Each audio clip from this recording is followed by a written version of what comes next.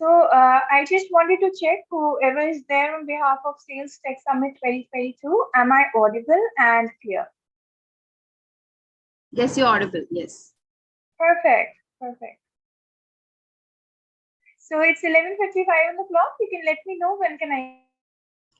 Yeah, definitely. Once all the panelists are in, we'll just begin. And I'm seeing you after a very long time. You look as lovely as you used to look. Thank you. So just putting myself on mute and I'm turning off my camera. You can let me know when I can start. Sure.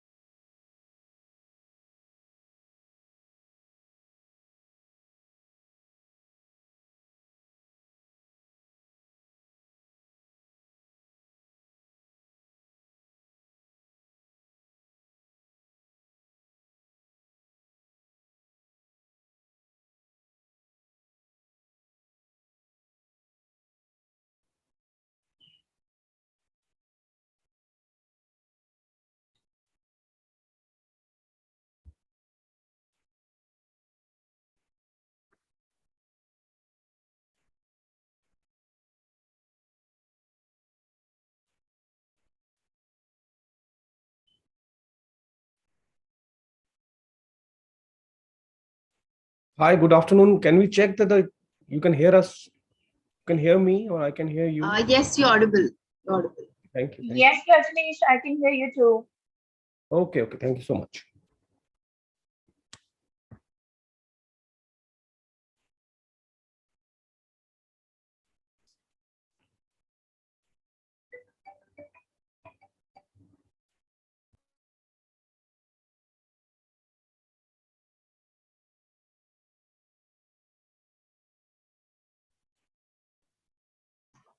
Yes, Anand.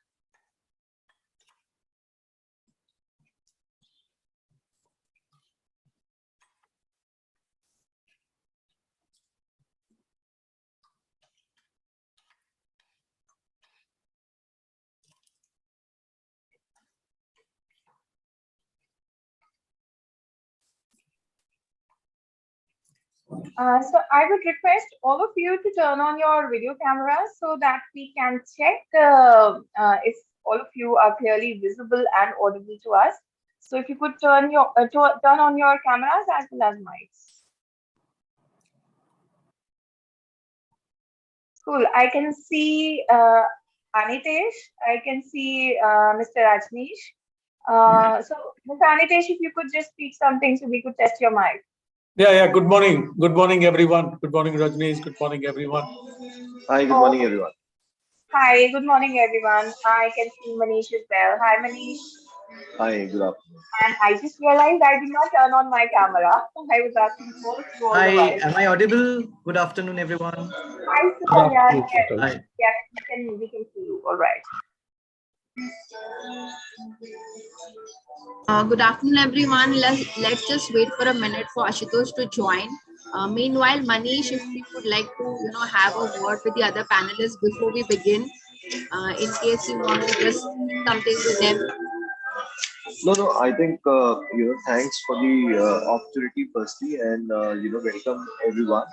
So my name is Manish. I'm a national managing partner focused on clients and markets for Grant Thornton, which is a global consulting firm in accounting, tax advisory. The topic I think today is an interesting topic, primarily from a point that in a hybrid model, how do we get more effective?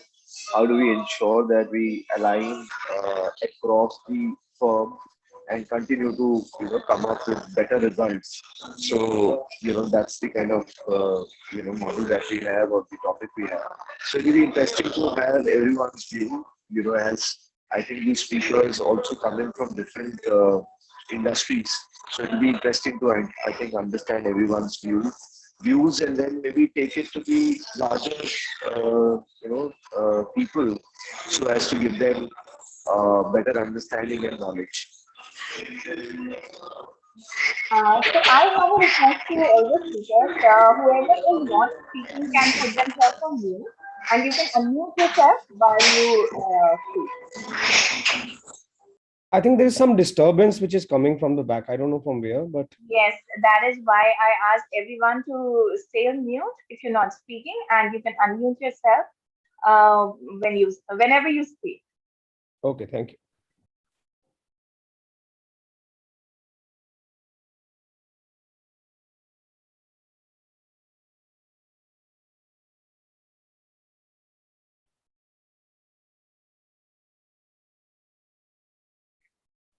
So we So, are waiting. Dharana, Yes. Ashutosh is just trying to connect. There's some technical error at his end. Meanwhile, Yes. you can begin because anyways, you're going to begin with the welcome note. So we can just start. And once he's in, I'll just admit him so that he can also join in the panel. Sure, sure. Probably same goes for you if you're not speaking. Just Yes.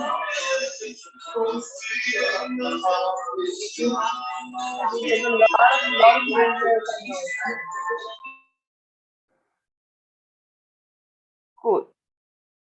Okay, so let's get started. It's 12 on the clock already. So a very warm welcome to each one of you, ladies and gentlemen. Salam, namaste, sat sri akal, vanakkam, kincho, and a very good morning to each and everyone. So it's already 4 past 12, which makes it a good afternoon.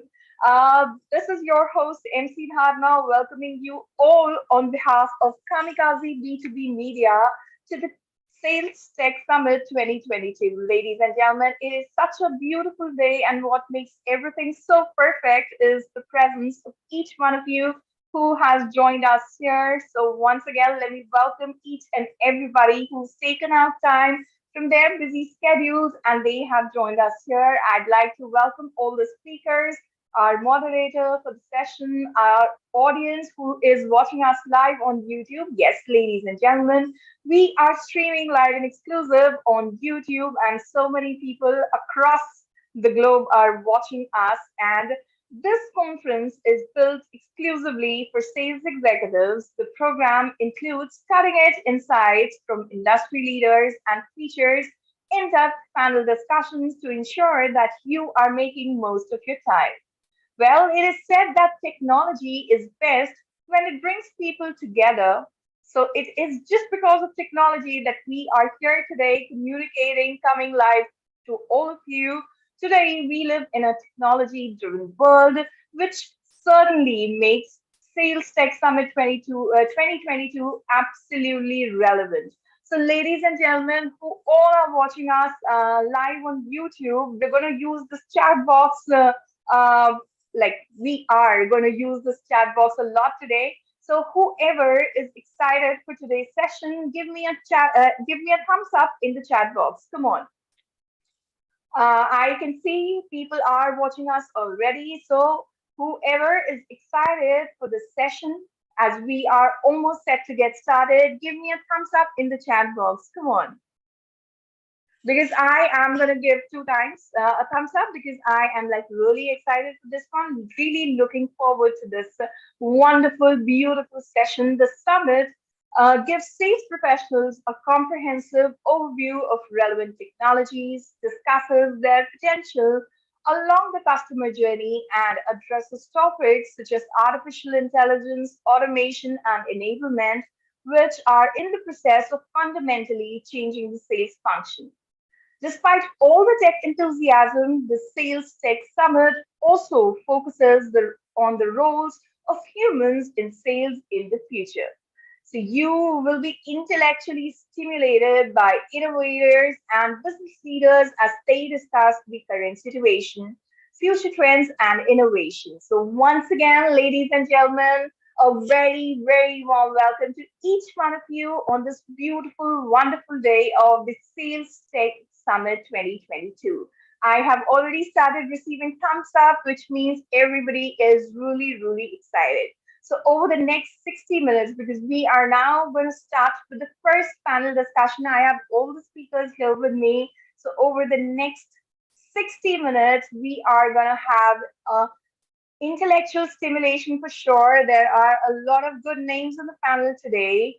So let's get started with the first panel discussion without any further ado, ladies and gentlemen. I'm sure everybody is looking forward to it, and so am I. What differentiates sellers today is their ability to bring fresh ideas. We are here to discuss some wonderful fresh ideas of sales and technology here in the summit today, and we are all set to get started with the first panel discussion of the Sales Tech Summit. Let me now introduce you to the topic and theme of this opening panel discussion today. The theme for this first panel discussion is Sales Leaders Roundtable, Sales Leadership in a Hybrid World, Aligning Your People, Processes, and Priorities. So yes, we're going to talk about the three Ps: people, processes, and priorities. And before I introduce you to the speakers, Manish is our moderator. Before I introduce you to all the speakers, all the panelists, I would like to communicate to the moderator that if I have any questions, I will share it to you on the chat box at the end of this session. And without any further delay, let's get started because we are really thrilled and really looking forward to this panel discussion. Ladies and gentlemen, I would first like to introduce you to the moderator for this session, Mr. Manish Kalra, partner and leader, business development, Grant Thornton, Bharat. He is the moderator for this session. Manish has over 24 years of experience in sales and business development, account management, client relationship, and have excelled both in hunting and mining roles. Having worked closely in the customer, automotive, manufacturing, financial services, healthcare, education, and SaaS companies. Manish, welcome to today's session. Up next, to join us on the panel, I would now introduce you to Mr. Sukalyan Roy, Vice President, Sales and Operations, Domino's Pizza, Jubilant Foodworks Limited. He is an experienced P&L, sales, and operations leader with demonstrated history of working in the retail and QSR industry across supermarket, hypermarket, home, and fashion businesses. Hi, Dharma. Very happy to be a part of this session. Thank you so much for having me over. Thank you, Sukalyan. Really looking forward to this discussion. Up next, to join us in the panel, I would now introduce you to Mr. Amitesh Patanayak, CSO and Executive Director, ThyssenKrupp Industrial Solutions Private Limited, and Nitesh is a strong business professional skilled in large EPC in petroleum, gas, and energy industry. Welcome to the panel, Anitesh. Yeah, thank you so much. I look forward to participate in this discussion. Thank you very much for the introduction. Thank you. Next up to join us in the panel, I would now introduce to all of you Mr. Rajneesh Vasudeva, Chief Sales Officer, Fonterra Future Dairy Private Limited. He's an experienced sales professional with a demonstrated history of working in the food and beverage industry, skilled in digital transformation, customer lifecycle management, sales, retail, and international business development. Mr. Rajneesh, it is such a delight having you here on the panel today. Thank you, Dhamma, and thank you everyone for calling me here. And I would like to participate in this conference. Thank you for being here. Thank you. Last but not the least, to complete the panel, I would now introduce you to our last speaker for the day, our last panelist for the day, for the session, Mr. Ashutosh Jha, Sales Director, Beyond Road, Off Highway and Mining India and SARC Michelin India Private Limited. Well, Ashutosh is an avid automobile enthusiast with strong inclination towards EV and has an experience of over 13 years in automobile sector where he has been in several senior positions in India and outside. So ladies and gentlemen, this completes the panel. I am going to hand it over to Manish as he's the moderator for this session. And yes, we are definitely going to have a great panel discussion. So Manish, over to you. Thank you so much, for the great introduction, and thanks everyone for joining in. It's a pleasure to be here, and I think the theme today, if I look at primarily, and I'll share my views, and then maybe I'll invite each one of you to start sharing their views. I think the model primarily, if I look at the current themes, how do we look at there is a change in scenario, everybody, earlier we were going out to the market, doing business accordingly, but then, with the COVID coming in, there has been a, huge change. And when I see a huge change, there is a hybrid model. We are working, on different channels, which is MS Teams, Microsoft Teams, Zoom. So one is online and second is offline. And at the same time, how do we be more effective? How do we align people? How do we align process? And how do we align technology? Are the three different chapters. So, according to me, my views, I'll share my views and then we can go forward. If I look at a couple of years back when we were in a 100% offline, model, wherein we were discussing with the team members, we were just calling them regularly to the offices and everybody, we were meeting them. And at the same time, we were meeting clients differently, and then the scenario got changed. I think what I did or what we did as an organization, because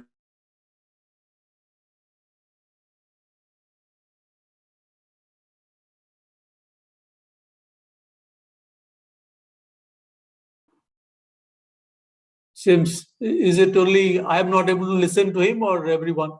Yeah, I think he's gone for a pause. Okay. Or maybe buffering issue. Maybe he has a connection issue. Maybe. Yeah, seems like that. Yes, seems like he has a connection issue. We are trying to get Manish back.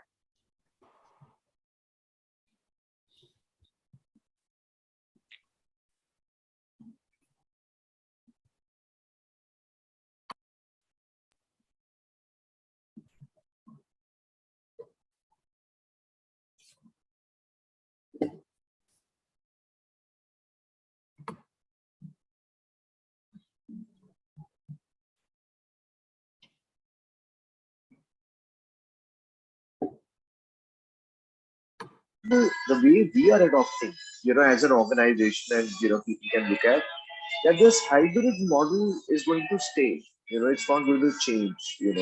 We are clear that we are not looking at inviting everyone to the offices. let's understand that that's more effective. We as an organization have grown at about 30%. So if in a consulting environment, you can grow at about 30%, wherein people are working out of homes, it's the same situation that if we do not invite people to the offices, it can still remain. So in order to have a hybrid model, I still feel, and according to me, we can continue to work in ways that maybe it's not required for everyone to come to office, but whenever it is required, people are more than happy, more than welcome to come to offices. So the model is that maybe instead of having 100% attendance, let's look at our weekly meetings. Let's start with Monday, Wednesday, Fridays, wherein people are coming into the offices, having those, one-on-one discussions. So aligning the internal team per se, wherein you have your own teams, you have multiple other team members, multiple other teams, which is cross-functional teams, have that model in. And that's the way I personally feel. In terms of technology and in terms of change environment, when we are doing one-on-one meetings, now what has happened is with one-on-one meetings, let's have clear-cut objective. What is the plan of the week? What is the plan of the month? And where are we, after a month? So wherein we call it as, Japanese have given a term called as PDCA, post do check your act. So wherein you kind of give the responsibilities to people, give them an openness to them, give them freedom to work, and then have a clear cut discussion maybe every week or monthly, and then document that. And with certain, that's how I think people, in terms of technology, I think technology, the way I said, whether you use Teams, you use Zoom, you use other mediums, which is to record what's happening, how have they done, but have a metric driven culture. If you have a metric driven culture, then you have given clear cut matrices to people, then automatically people will fall in place. So that's why to one of the first speakers, Sukalyan, it will be great to have your views first. What is that, I work closely with Jubilant, with Pratik Pota, I've been involved, and I'm aware that he's on leaving now, but then, we've been doing a lot of work. So it will be great to have your views, Sukalyan. What's your view? And then maybe others can participate. Sure. Thanks, Manisha. What you said was actually right. COVID to that point has really taught us, what to do, and I think more importantly, what not to do is something that even COVID has taught us. So, as an organization, JFL, even pre-COVID, kind of worked on both the spaces. So from a delivery standpoint of business, obviously we are in the business of delivering fresh and hot pizzas to your home in under 20 minutes now. So for us, what really mattered in the last 2 years, not more on the model of working, be it hybrid or be it work from home. It has worked wonderfully for us. But what was more important for us as an organization was to ensure business continuity. With certain lockdowns across the length and breadth of the country, food services was impacted. Grocery was impacted for a lot of time. Medicines were impacted. I think a lot of our time and effort went in ensuring that we restarted our operations really fast. And, very proud to state that, Domino's is one business that kind of reopened, in 24 hours, although in phases.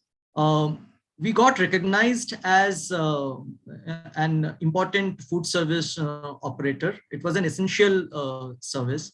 And we could work with the government, we could work with the authorities and administration to ensure that we start operations really very fast. Not only that, we also ensured at that point of time, we delivered even grocery to people. We did participate in a lot of community services, thereby ensuring that people got food at regular times. So yes, in the last 2 years, it was it was a roller coaster ride for us. While business growth did happen, what we really focused on was ensuring that we serve the community first, and therefore ensuring continuity of operations, continuity of our people to be able to report to work and make those wonderful products for the customers, for the community, is something that we could really do. And it is working. It's holding us in good stead even now. We are operating on a hybrid model of work. We've got the operations team who needs to really be there on the ground to be working on the store, but the larger part of the organization is still working on a hybrid model, and it's working wonderfully for us. Okay, great. And maybe despite this time, maybe it will be great to have Anitesh, your views. What is that? You are a part of which industry now? And Okay, so what is that you're seeing within your organization? How are you managing the? Yeah, please. Sure, I will give a little introduction about that. But all the point that was today in the agenda points, I like this uniting people, processes, and technologies to win the moments that matter. That has been the principle, I suppose, in the last 2 years, whether it is COVID or whether it is this current geopolitical scenario that has emerged in Ukraine and therefore around the world. Irrespective of all that, I think the key of the success for the organizations who have managed to do so is uniting people, the processes, and the technology. So that, I think, is the essence.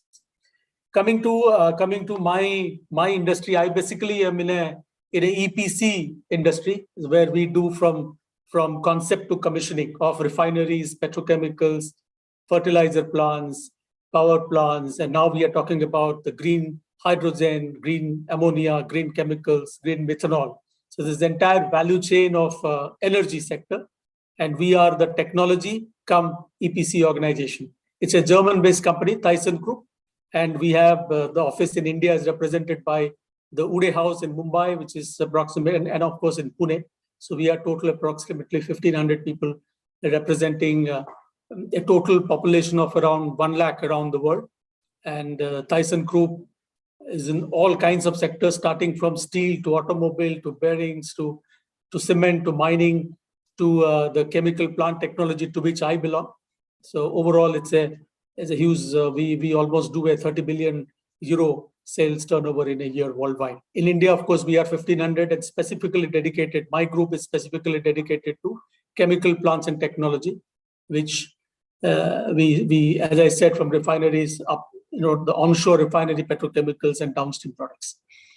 So as the theme of the subject today, I would only like to say, belonging to a very conventional industry where we talk about the technology, then develop the basic design package, then undertake the front-end engineering, design, engineering, and then procurement and construction, commissioning, post-sale service, give warranty for almost 1 year. It's a very conventional industry, I would say, with IOCL or ONGC or Reliance being our major clients, or BPCL being our major clients, private clients, all this chlor-alkali and all our major clients, so all manufacturing. Now, when we take up a project and we do a project, it has to be actually on the ground, So our people, when you undertake a project at an EPC, then my people have to be on the ground. We have to construct, we have to go and inspect the equipment, what we design and give an order for, whether it is a compressor or a turbine. We go to the vendor shops, inspect, then come back, do the remedial work. And when the construction starts at the site, then obviously we, at any point of time, we will have, say, 800, 900 people, permanent people stationed at the site, and then the workforce. So it's a big setup. So for us, I would say that the orders that we had taken in the pre-COVID era, we had a lot of trouble, I must say, in terms of execution of the projects, especially in terms of vendor supplies, because that got really disrupted or the cost went up. And the second, of course, is the time schedule. But having said that, in terms of sales, that was more of an execution angle. But from the sales point of view, which is today's theme, and belonging to the fraternity of sales. Here, I would say that you are right. In terms of keeping in touch with the client, whether keeping in touch with the team, irrespective of all these lockdowns, etc., has really not mattered us, because all the clients, if you see, for example, IOCL has gone ahead and placed enormous numbers of orders in the last 2 years, and so they have not stopped. So when the investor or the client has not stopped, not only in India and across the world, so obviously our activities also has went on quite well. So in So terms of what are sales the perspective, Anitesh, what are the changes, in a sense, if I look at specifically from a digital standpoint, and, as we're all have moved to a digital platforms, right?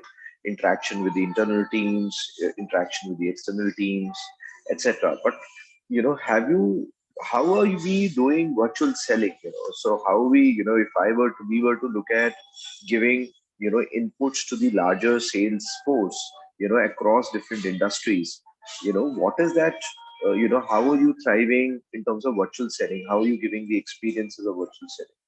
yeah, I would say this virtual platform, what has come out in the last 2 years, has really allowed us to survive. Otherwise, it would have been very Right. difficult.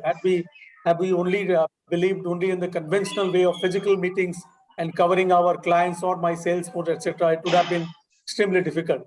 But because of these digital platforms and various other digital technologies and tools available, not only we were able to communicate with each other, but also we were able to share a lot of important documents and data across into our clients and with our partners as well. We do a lot of projects with high values where we combine with our partners. So we have to do a lot of coordination, not only internally, but also externally. And I'm sure 100% these digital platforms and also the digital tools that were given to us by our very, very expert IT teams and also the global teams in the IT sector, I think has definitely helped us.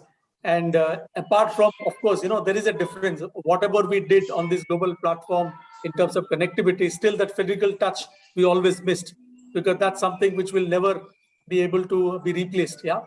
But having said that, we had to adapt to the new situations. So I think it has really helped us. And in our industry also, in terms of client, in terms of partner, and in terms of internal resources, I think we have managed to keep pace with the requirement in the market.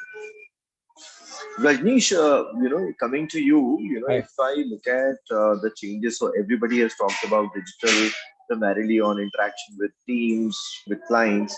But if we were to look at in your environment and in your organization, have you made certain changes in your website, website changes, or what are the different ways that you guys have looked at interacting with your customers, digitally, because a lot of times it has happened that in certain, so Kalyan, that you have distributors, you have your stores. How are we, continue to stay connected? Because a lot of these industries wherein you need to meet up with the channel network, and when you're now looking at a hybrid model, how is that you are doing in your organization, Rajneesh? Yeah. So thank you, Manish. Just to start with my answer, I give you one Japanese term also, what is called as Gamba. So in our industry, Gamba is you have to be there where action is.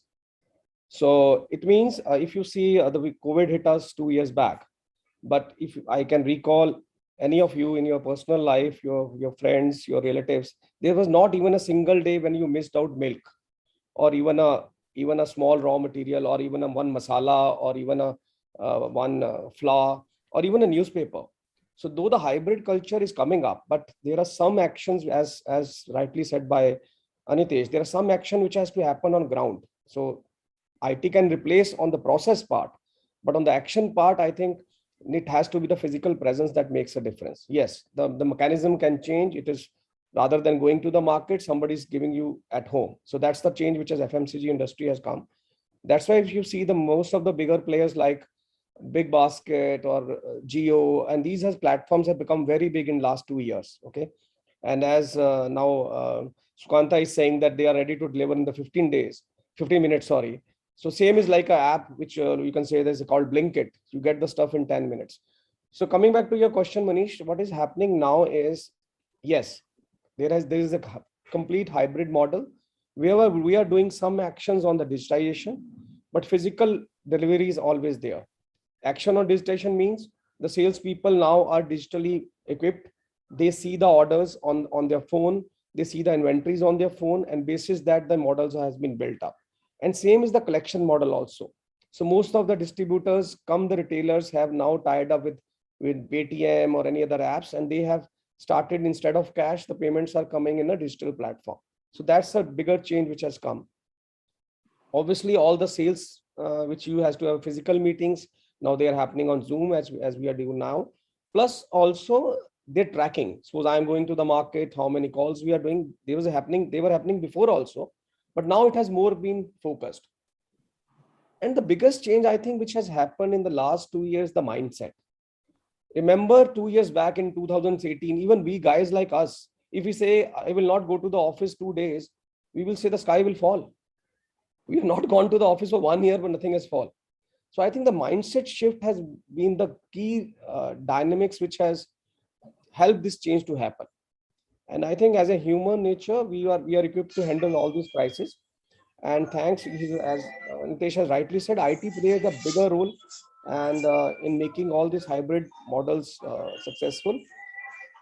And digitization. I think excellent. Yeah. I think Rajnish, I think I also echo your views, and this brings to me, an interesting topic.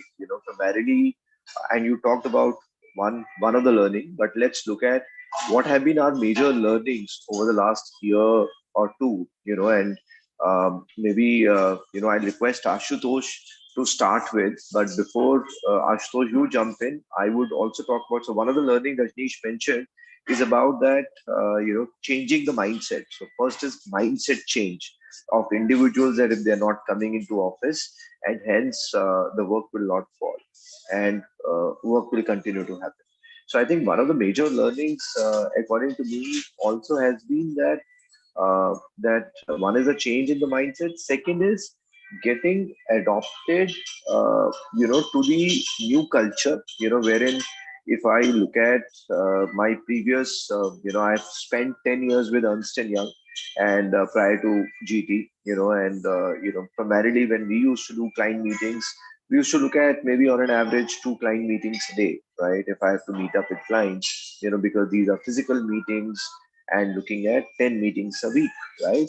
Now, when there was a model which was a virtual environment, we got into maybe 30 client meetings a week, right? Because that used to happen.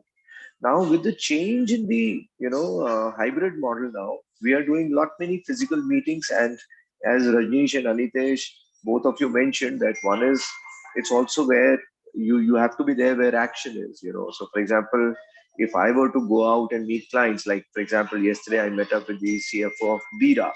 If I have to meet up with Bira, it's always better to meet up with people, in their offices.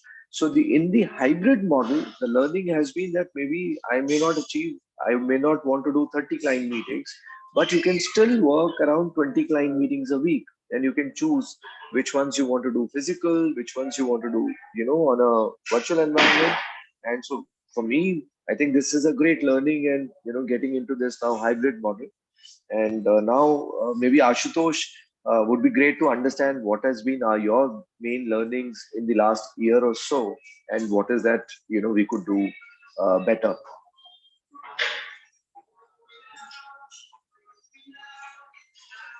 Do we have Ashutosh? Manish, I don't see him on the panel right now. Okay, so maybe Sukalyan, why don't you maybe now come in again and maybe share your thoughts on the learnings that you've had? So yeah, see, in a business environment of ours, which is more direct to customers, from a business standpoint, what has really helped us in the last 2 years is the penetration and reach of the digital platform on tier 3, tier 4 cities. Now, what has happened is over the last 2 years, since the main cities were locked out, many people staying in the metros, they moved and started working into their hometowns, which was predominantly the tier 3, tier 4 towns. Now, those were the towns where we really saw a lot of digital upsurge in terms of us getting more business, more orders.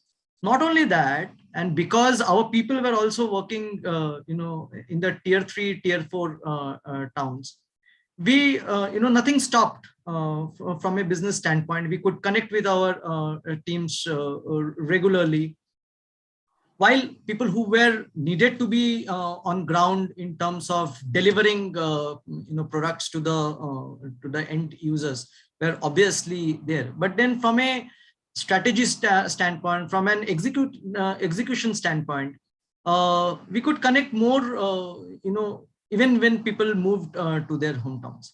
Plus, from a business standpoint, there was a huge growth of business and orders from the tier 3, tier 4 towns, because practically, the 60% of the country was in those towns at that point of time. So, so we saw an upsurge in business. In fact, if nothing, so what really happened is, internet connectivity improved in these towns because there was a lot of demand. There were many operators who got new business opportunities in those towns. So I think overall, and it is still continuing, because the digital transformation did happen in these towns. Today, I have a huge percentage of my business, digital business, getting contributed from tier 3, tier 4 towns. Just to share one number with you, out of the 65 to 70% of the digital business that I do, about 98% of the orders still come from me come to me online. So while the hybrid working model has really helped, but from a business standpoint, from a consumer standpoint, digital embrace has really happened over the last 2 years.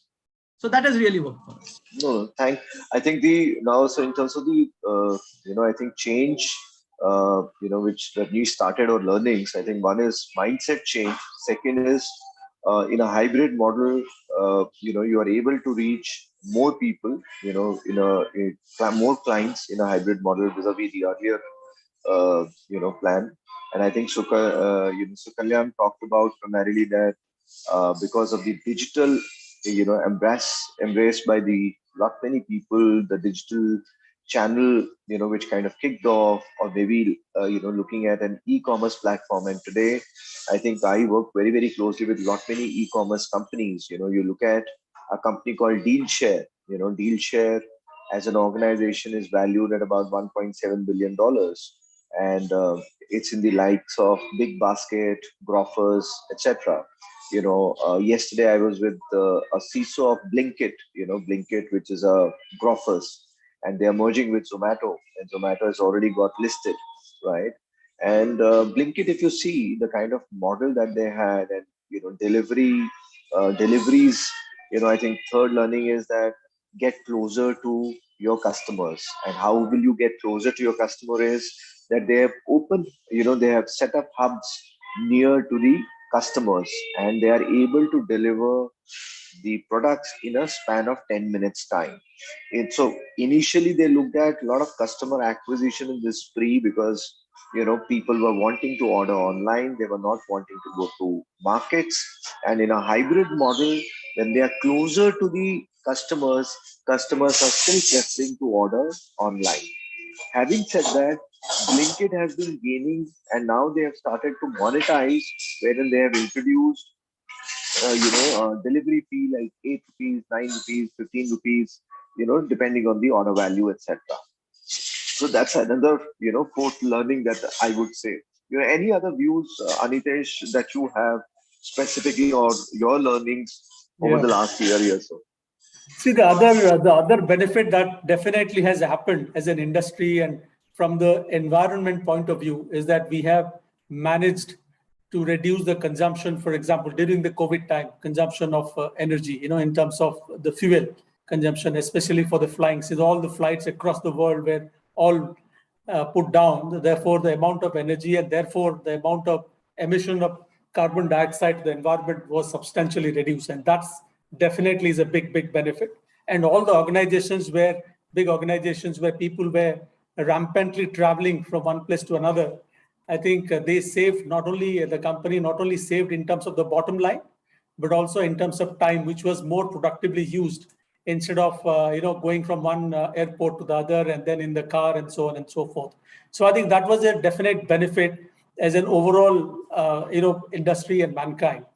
But having said that, and also I will give an example. Just 10 days ago, ThyssenKrupp did a 2-day virtual technology sort of workshop with Reliance, because as you may be aware, Reliance is going to invest 100 gigawatt equivalent of green hydrogen in the next 10 to 12 years, which if they've announced in 12 to 15 years, they will achieve it in 5 to 6 years, 7 years. They go ultra aggressive in terms of investment, in terms of resources, in terms of effort, and in terms of technology. So we are trying to partner with them with certain green hydrogen technologies and green technologies. And and I was seeing that there were around 50, 60 people, around 30 people from Reliance and 30 from ThyssenKrupp, from India, from Germany, from some around 7 or 8 locations in Germany, and from India, and from our other offices in Australia, etc., and so on and so forth. And we are putting together the entire perspective of the technology and what we can bring to Reliance to partner in that journey that Reliance is trying to make. And just imagine 5 years ago, 4 years ago, we would have normally done, as many of you said, we would have tried to call some of the specialists to India and do a physical seminar, either in Reliance office or in a hotel or in our office.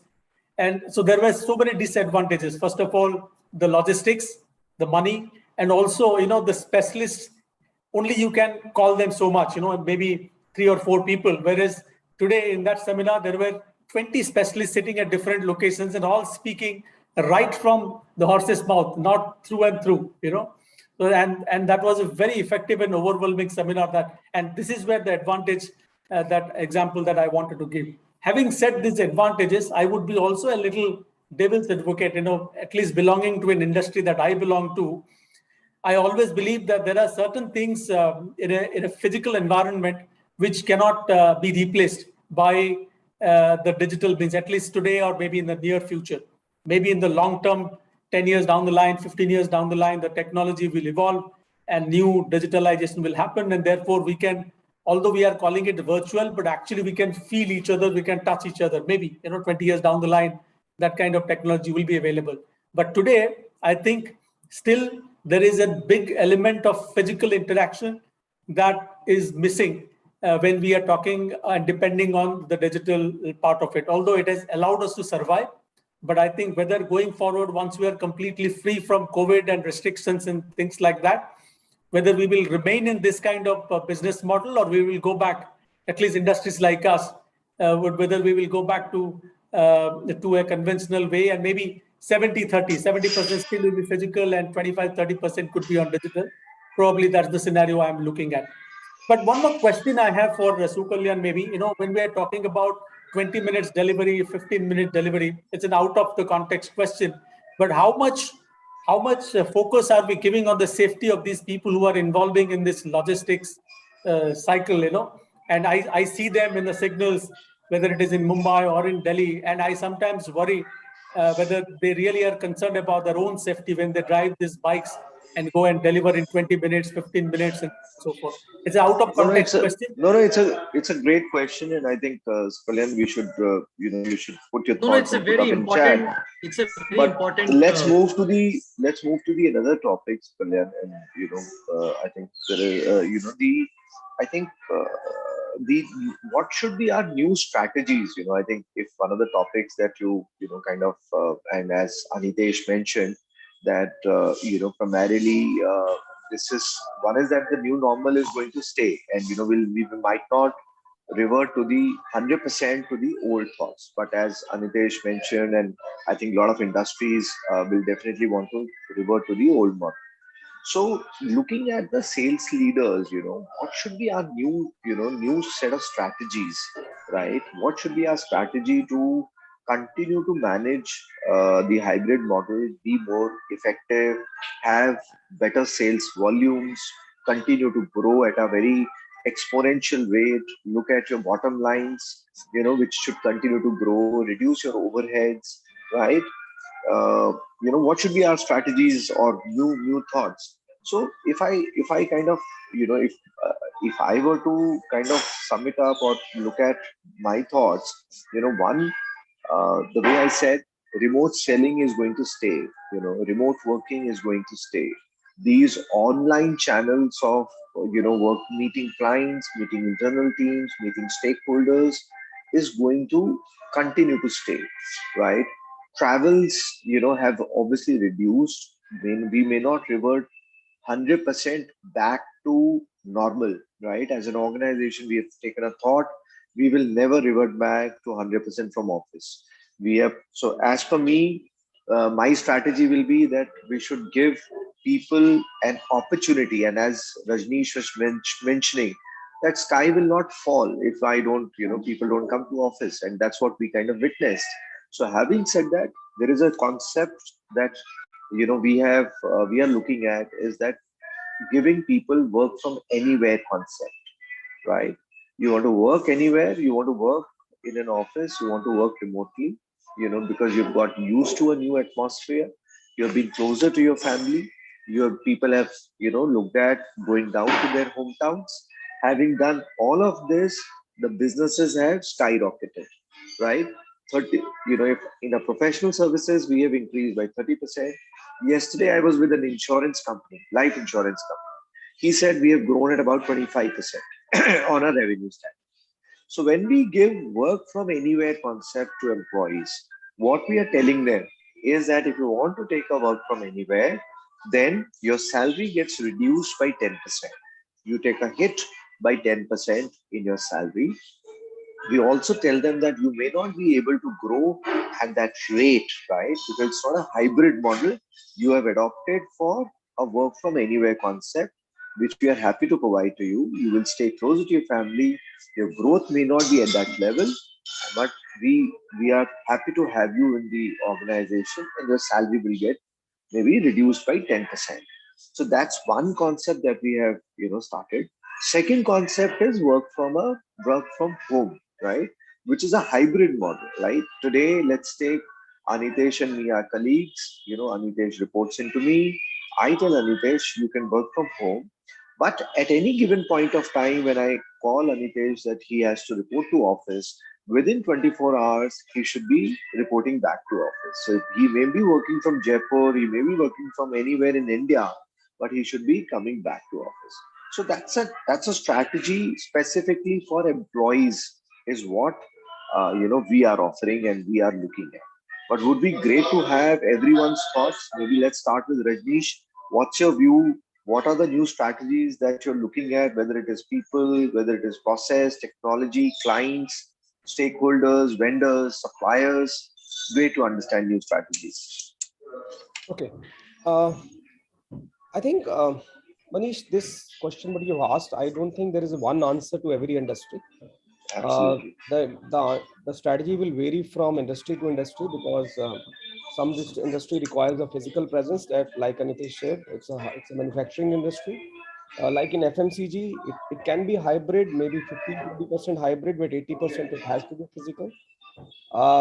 Coming back to the point, like you said, cutting out the salaries and then telling him to do XYZ. Uh,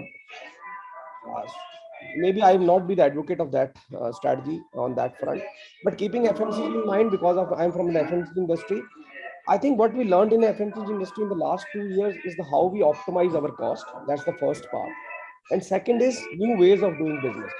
Because I still remember from 2000, old 2000 till 2018, we were having a one set of framework. Like, this is the market share, this is the urban market, rural market, X percentage, Y percent, and we used to make our strategies or even the AOPs in annual operating plans according to that. But after this COVID, the things have changed, and I think Sukanya has rightly put the B category towns have started contributing much more than the A category towns. It may be the migration of the people, which because people from here, especially the IT industry, tech industry, education industry, people have moved, but rest they are still there. So keeping the top down strategy will be, yes, we have to have a now strategy basis the department. Maybe the company strategy will be X, this is the cost and the top line we want to get.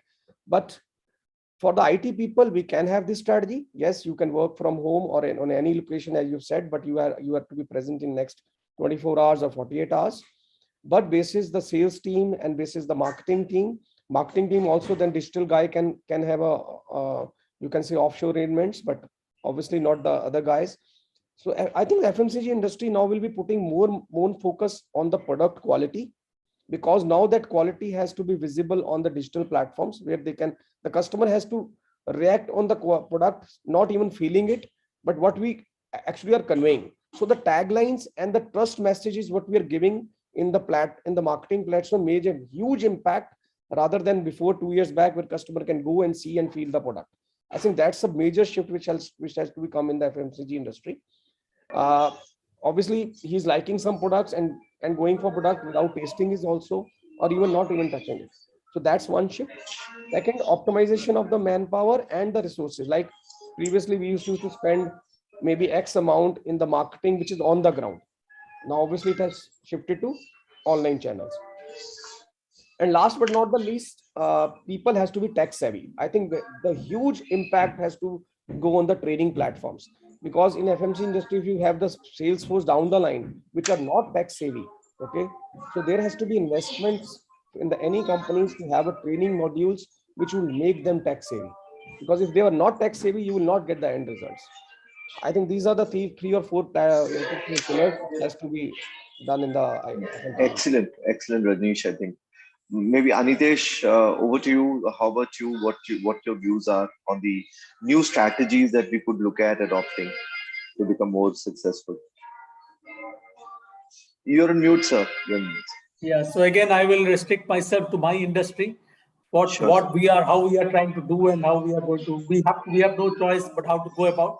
First of all, as I said, we are in an industry where we are a physical industry, if I can say so. So once we set up a project to be built, then we have to be at the ground, ensuring that each and every element of the construction is done. The groundwork is done, then the piling work is done, then the equipments are transported, equipments are built, and then the buildings are built, then the process plant piping and instrumentation are built, then the commissioning, mechanical completion is done, hydraulics are tested, and then commissioning, and so on and so forth, and the product, the right specification has to come out. That is the guarantee that we give, this is the performance guarantee. So in my product line, when we do a sales of a project, I think we have, in terms of selling methodology, I think we can still largely depend on the digitalization now. We don't have to be physical in terms of sales part, my part of it. That I think me and my team are very happy to reduce our effort in traveling and focus more on making strategies to win. That's a good thing to do. And that's what we are going to focus more and more. And as I think at the beginning of your session, you said, if you go through the websites now, we are trying to change where it is much more friendly with our clients. So they, instead of asking us a question either through phone or through email, they can go through our websites, and these frequent FAQs, as we call it popularly, they are put there, and a lot of technical data, technical stuff are put on the website. So if somebody wants to know the basics about what we are selling or what they want to know from us, I think the basic datum level information is already available. It's only for the very specific information that we have to have meetings either digitally or. So coming back to the sales, I think we are still going to depend largely on the digitalization software and tools that are available to us. But for my industry to grow in the future, in this kind of scenario, I think we still have to be more of physical and less digital. Thank you. Thanks, Anitesh. I think just to sum it up on this, I think there were a few points that everybody mentioned. And I think, Sukanjan, we'll look at you on the other topic. Specifically, I think, we talked about changes in the website. People need to be tech savvy, look at optimization of manpower, trainings, work, giving employees work from anywhere, work from home culture. I think one more point, I think today, as people are mentioning, I think in the change in the environment and the digitization, a lot of companies are using chat boxes, right? Today, as we are in the digital environment, a lot of companies have adopted for a chat box, wherein as soon as you want to enter, into something, you have a problem, there is a chat box which which comes up, have a lot of those questions answered. So in the chat box, wherever, people who have not done that today, if you look at certain organizations like, there's a company called Gupshup Inc., which makes chat boxes, and it's an artificial intelligence company, valued at about $3.8 billion, is doing huge amount of businesses today. So if I look at, and most of the companies are adopting to that. Second, and last but not the least, on the same thing, is that people are adopting on automation of a lot of processes, right? A lot of processes are being automated. People are working on different databases using SQL, and also programming on Python using bots, which is robots. So artificial intelligence, chat boxes, automation are the new strategies that a lot of companies are adopting from a sales side. So last one more, I think we have few minutes left. One topic primarily which talks about that, what are the different today, given the current environment, and there is a clear focus on increasing revenue, we are looking at adopting, implementing, and modeling a metric-based culture. So Kalyan, on the metric-based culture, what are your views, and what is that you're seeing in your industry? How are we doing that? So is your question in terms of performance metric or business metric? What is it that you're basically, from a sales standpoint, when you have internal teams and we are looking at increasing our revenues, how do we create an atmosphere wherein we are more effective, and the matrices that we are, because early days, what used to happen is that people are coming to office, you will ask questions, where are we, what has happened, all of that used to happen. Now, when they were 100% remote working, then we started giving them matrices. If boss, I will not be able to understand what you're doing in your house, and hence let's look at these broad parameters which you should report to me on a daily basis. Now, when people have started coming couple of days, or few days or all days, we still are looking at adopting and continuously looking at that metric culture.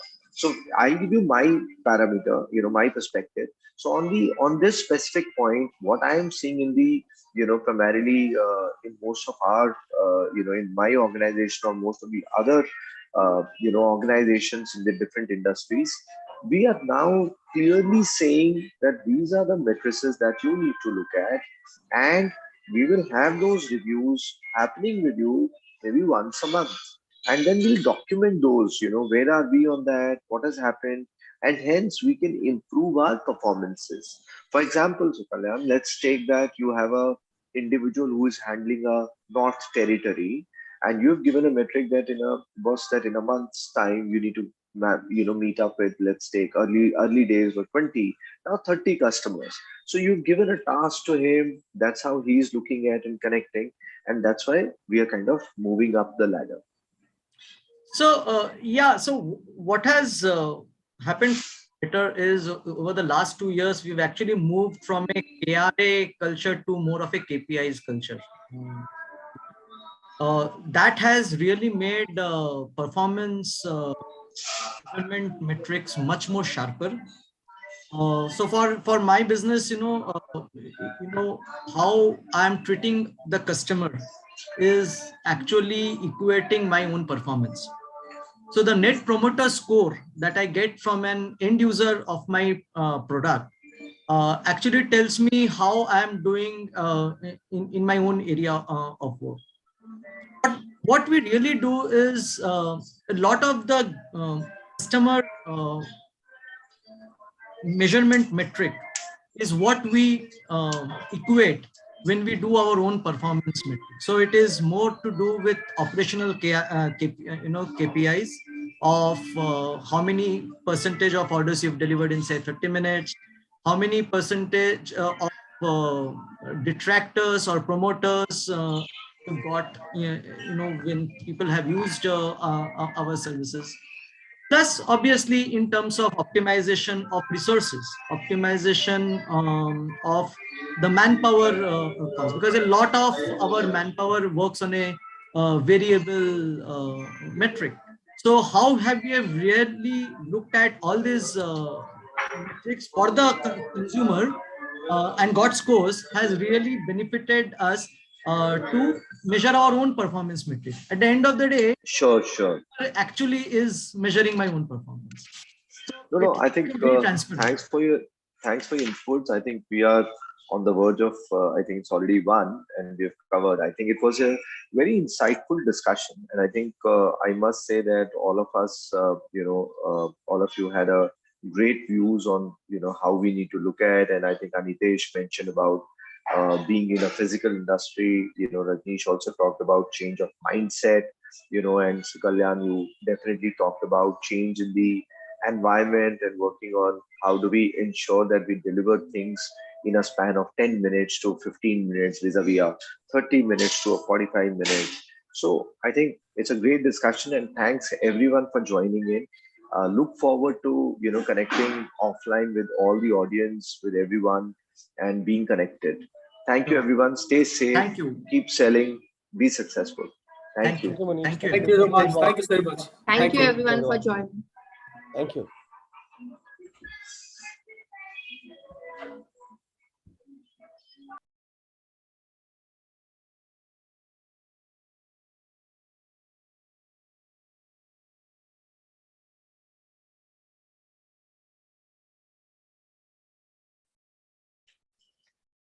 So, ladies and gentlemen, all those of you who were watching us online, who are watching us on YouTube, we are streaming live and exclusive on YouTube. So, everybody who is watching us on YouTube, well, this indeed has been a great, enriching panel discussion, and we are all set to move to the next panel discussion. Well, teams are going global teams. Technology has led to adaptation and mindset shift has been there, and it has been the key for change. Automation, chat boxes, these are the new strategies for the sales that people are adopting, companies, businesses are adopting. And yes, we are all set to start with the next panel discussion where we have speakers joining in, and we will start in next 2 minutes.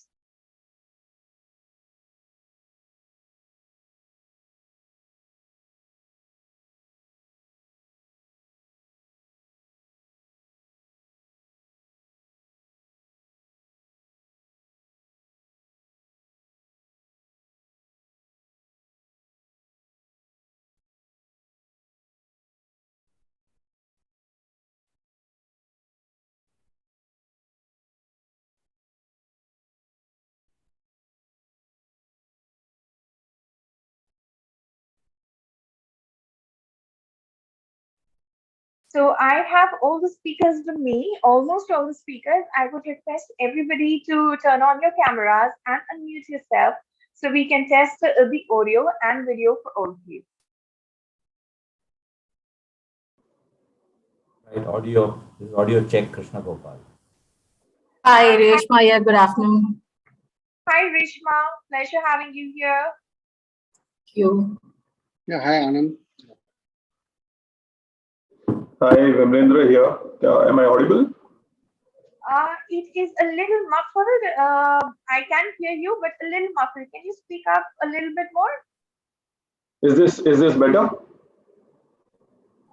I guess so. Yes. Hi, Vimlendra. Pleasure having you here. Thank you. So good afternoon to everyone else. I have Mr. Anand Mukundarajan. Yeah. Hi, Anand. Hi, am I audible? Yeah. Yes, you are audible, and we can see you all right as well. Yeah, thank you. We have Mr. Abhijit Rastogi. He is connecting. He's still connecting. In the meanwhile, I have Mr. Jaideep also here with me, Mr. Jaideep Derokar. Jaideep, hi, welcome to today's panel discussion. Yeah, hi, good afternoon, everyone. We can see you all right and we can hear you perfectly fine. Hi, Abhijit, welcome to the panel. Hi. I'm sorry, I was not able to hear proceedings earlier. Am I audible now? Yes, you're audible. We can hear you all right. And we were just checking up the audio and video with everyone. Okay. So, hello, everyone.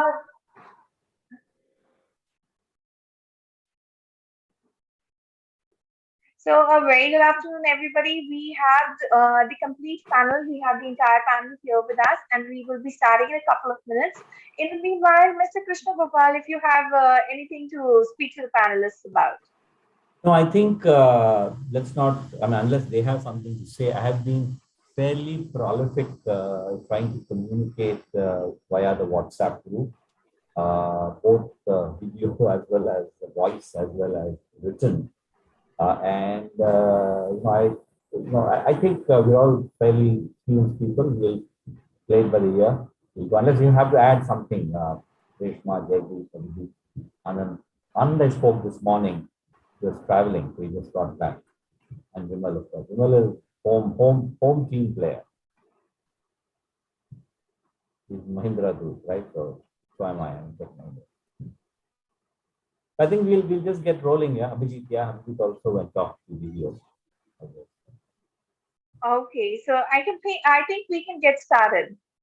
How many people will be there in the audience, roughly? Ballpark? Sorry? Ballpark, what is the audience number? I'm not sure on the number, but then we are streaming live on YouTube. Oh, that way. All right. Okay, go on. Yes. Okay, sure. Let's get started. So, ladies and gentlemen, after a wonderful opening panel discussion, it is time for yet another power-packed discussion. And it is said that any organization is as strong as its people. So, we are here to talk about the culture-driven sales, transforming your sales organization through your people. This is the theme. This is the theme for the second panel discussion of the day, and we have an amazing panel of speakers here with me. And anybody who's tuned in late, I would like to welcome each one of you. I'd like to welcome all the speakers and the audience who's watching us live and exclusive on YouTube.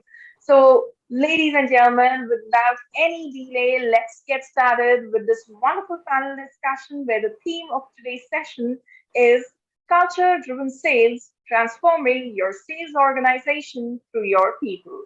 And I would now like to introduce you to the panelists for this session. I would first like to introduce you to the moderator for this session, Mr. Krishna Gopal, Global Head, Sales Enablement, Tech Mahindra, a genuine, highly action-focused business leader seeking to utilize industry expertise to prepare budding professionals for the corporate world and to coach and mentor individuals promoting diligence, competitive edge, and gratitude. Mr. Krishna Gopal, it is such a pleasure and delight having you here on the panel today. Thank you very much. Up next to join us on the panel, I will now introduce you to Mr. Vimalendra Singh, Chief Sales and Service Officer, Mahindra Life Spaces. Has enormous experience in consumer retail banking, asset sales, credit card business, product development and management, wealth management business, operations and services, strategy formulation and execution, team building, and team management.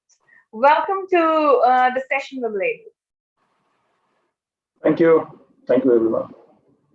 To join us in the panel, I would now introduce to you Mr. Abhijit Rastogi, Head, Sales Excellence, RR Cabin Limited, sales and distribution professional who has experience of working on both sides, planning as well as execution. We welcome you to the discussion, Mr. Abhijit. Thank you. Thanks a lot. Thank you. Can I now introduce you to Ms. Reshma Bhombal, Head, Salesforce Automation, Alembic Pharmaceuticals Limited, Reshma has an extensive experience of over 15 plus years in sales, sales automation, business transformation, and solutions across industries. Welcome to the panel, Reshma. It is such an honor having you.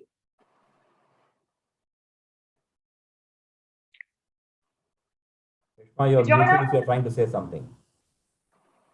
Okay, is it audible now? Yeah, thank you so Yes. much, Nana. Thank you and pleasure to be a part of this.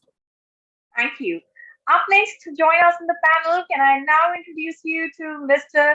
Jaideep Deorukar, Vice President and National Sales Head, Tata AIG General Insurance Company Limited. Experienced sales professional with a demonstrated history of working in the insurance industry.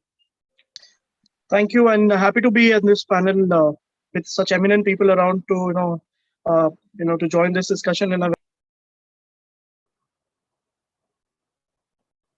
Well, last but not the least, I would now like to introduce to you Mr. Anand Mukundarajan, Head, Sales Tata Steel Limited.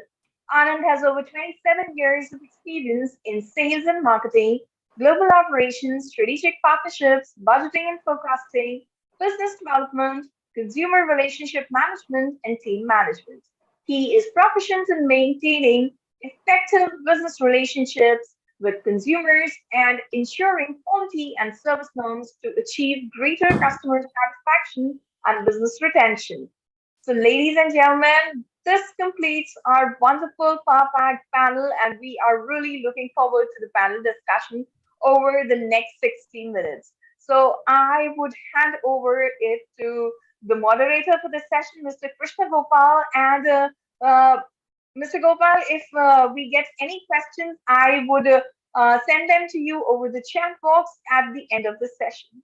All right, fantastic. Thank you so much for that comprehensive introduction. My name is, I'll add to that, and of course, I let each panelist also add to that introduction. So, I've been in sales all through my life, barring the last 7 or 8 years when I started to do sales training and kind of discovered my ikigai, as you know, right?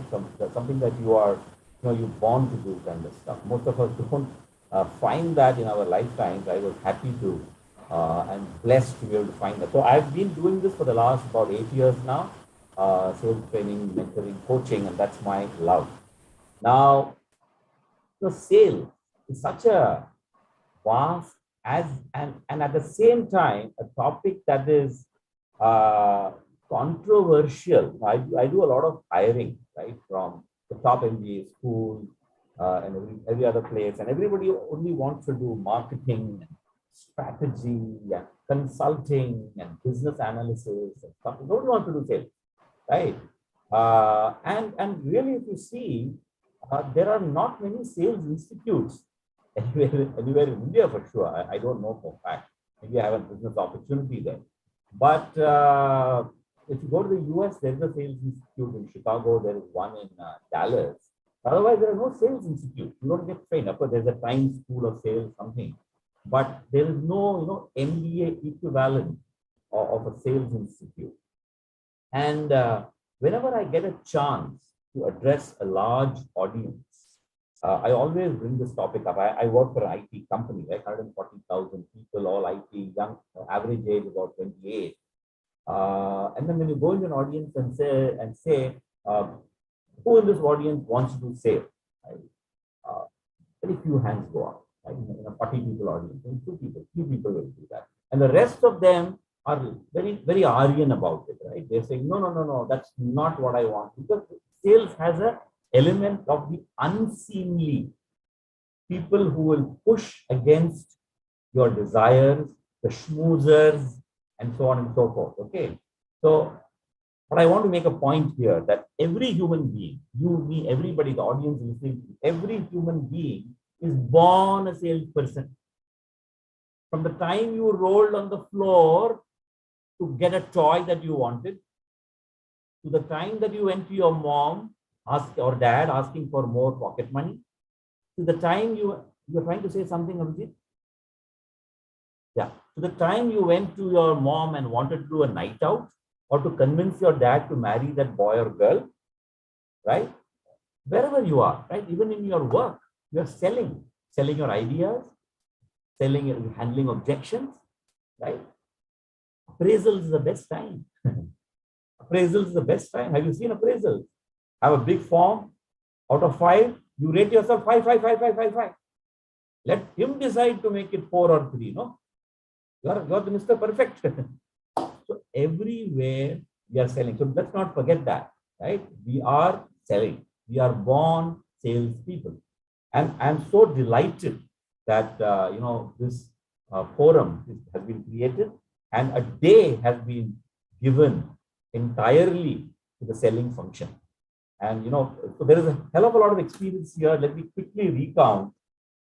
With Vimalendra, of course, my family, as I said, he's from Mahindra Life Spaces, Chief Sales and Service Officer. There's another innuendo to that family because I live in Mahindra Eminente in Goregaon. Okay. And I had a property in Mahindra Woods in Walker, which I sold. So, that's a separate discussion. I'm very happy here, separate discussion.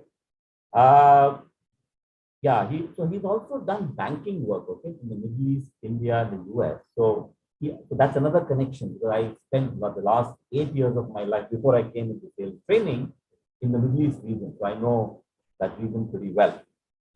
So that's Vimalendra for you. Jaydeep Devrukhkar, it sounds like Shahrukhkar, so Devrukhkar. 17 years in insurance, general insurance.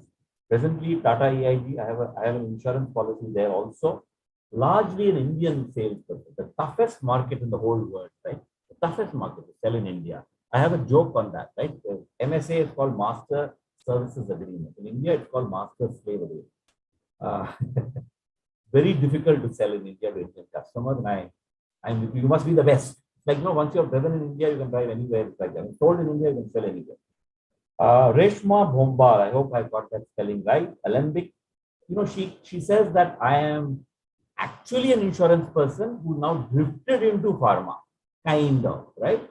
Alembic sales automation, digitalization, that's something that we'll come to, Reshma, when we check with you. Earlier, ICICI, Aditya Birla, etc.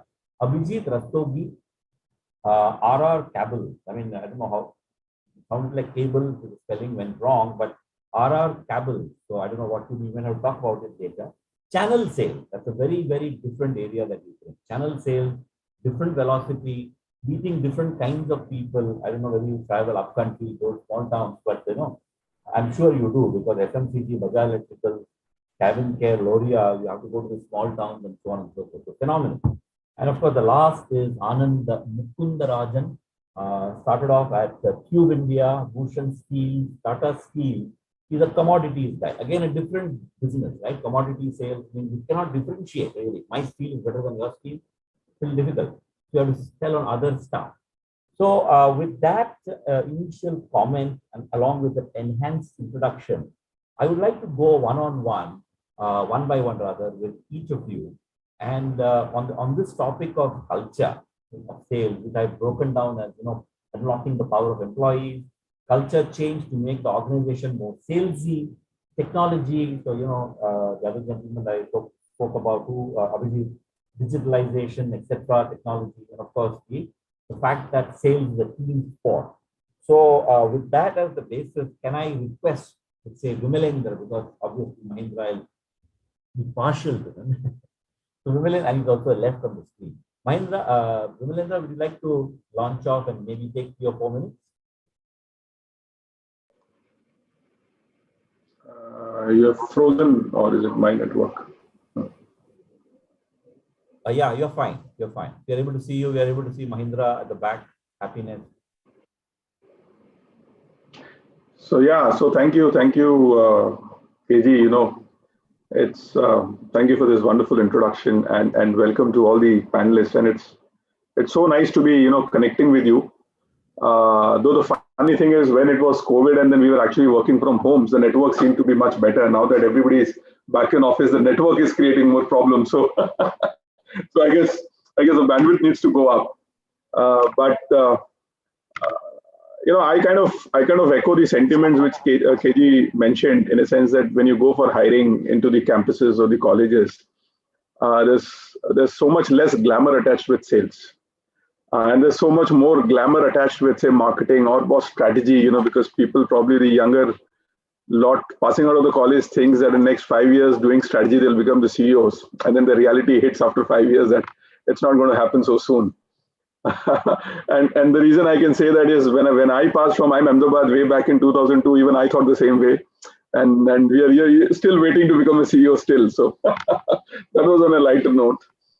But on sales, in terms of culture, coming back to the topic, and I manage a large sales team of almost 125 people across locations. And I would like to hear from all of you also. What I have been trying to do in last 2 years is, obviously not because of COVID, but generally, is that how do I get my team to adapt more to technology? And I guess the life is changing in many ways than one. It is not just the traditional sales processes which are going to work.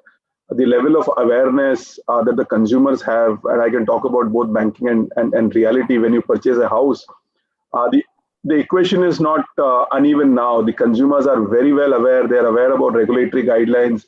They're aware about the input side of costing. They're aware about what should be the optimum price of an apartment. And firstly, train my people in terms of saying that it is not just selling, but it's a consultative selling now. The traditional old way of just selling or pushing the product is no more going to work. You have to engage with the consumer at his level. That is one.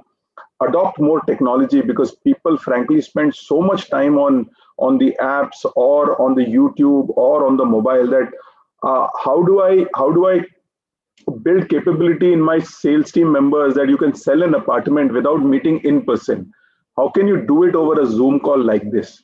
What is the interface I need to have with the consumer so that he gets a real experience in a virtual world? So there are two things. One is training my salespeople. The other thing is getting that system ready. And happy to share with all of you with something which we have done, which is very innovative in this sector. We actually launched a project where everything was digital. And when I say everything is digital, can you imagine buying a house without meeting a salesperson, or without looking at a sample apartment, or without a sales office? So we developed a system in which, it was completely digital. The meeting was online. The payment gateway was completely integrated.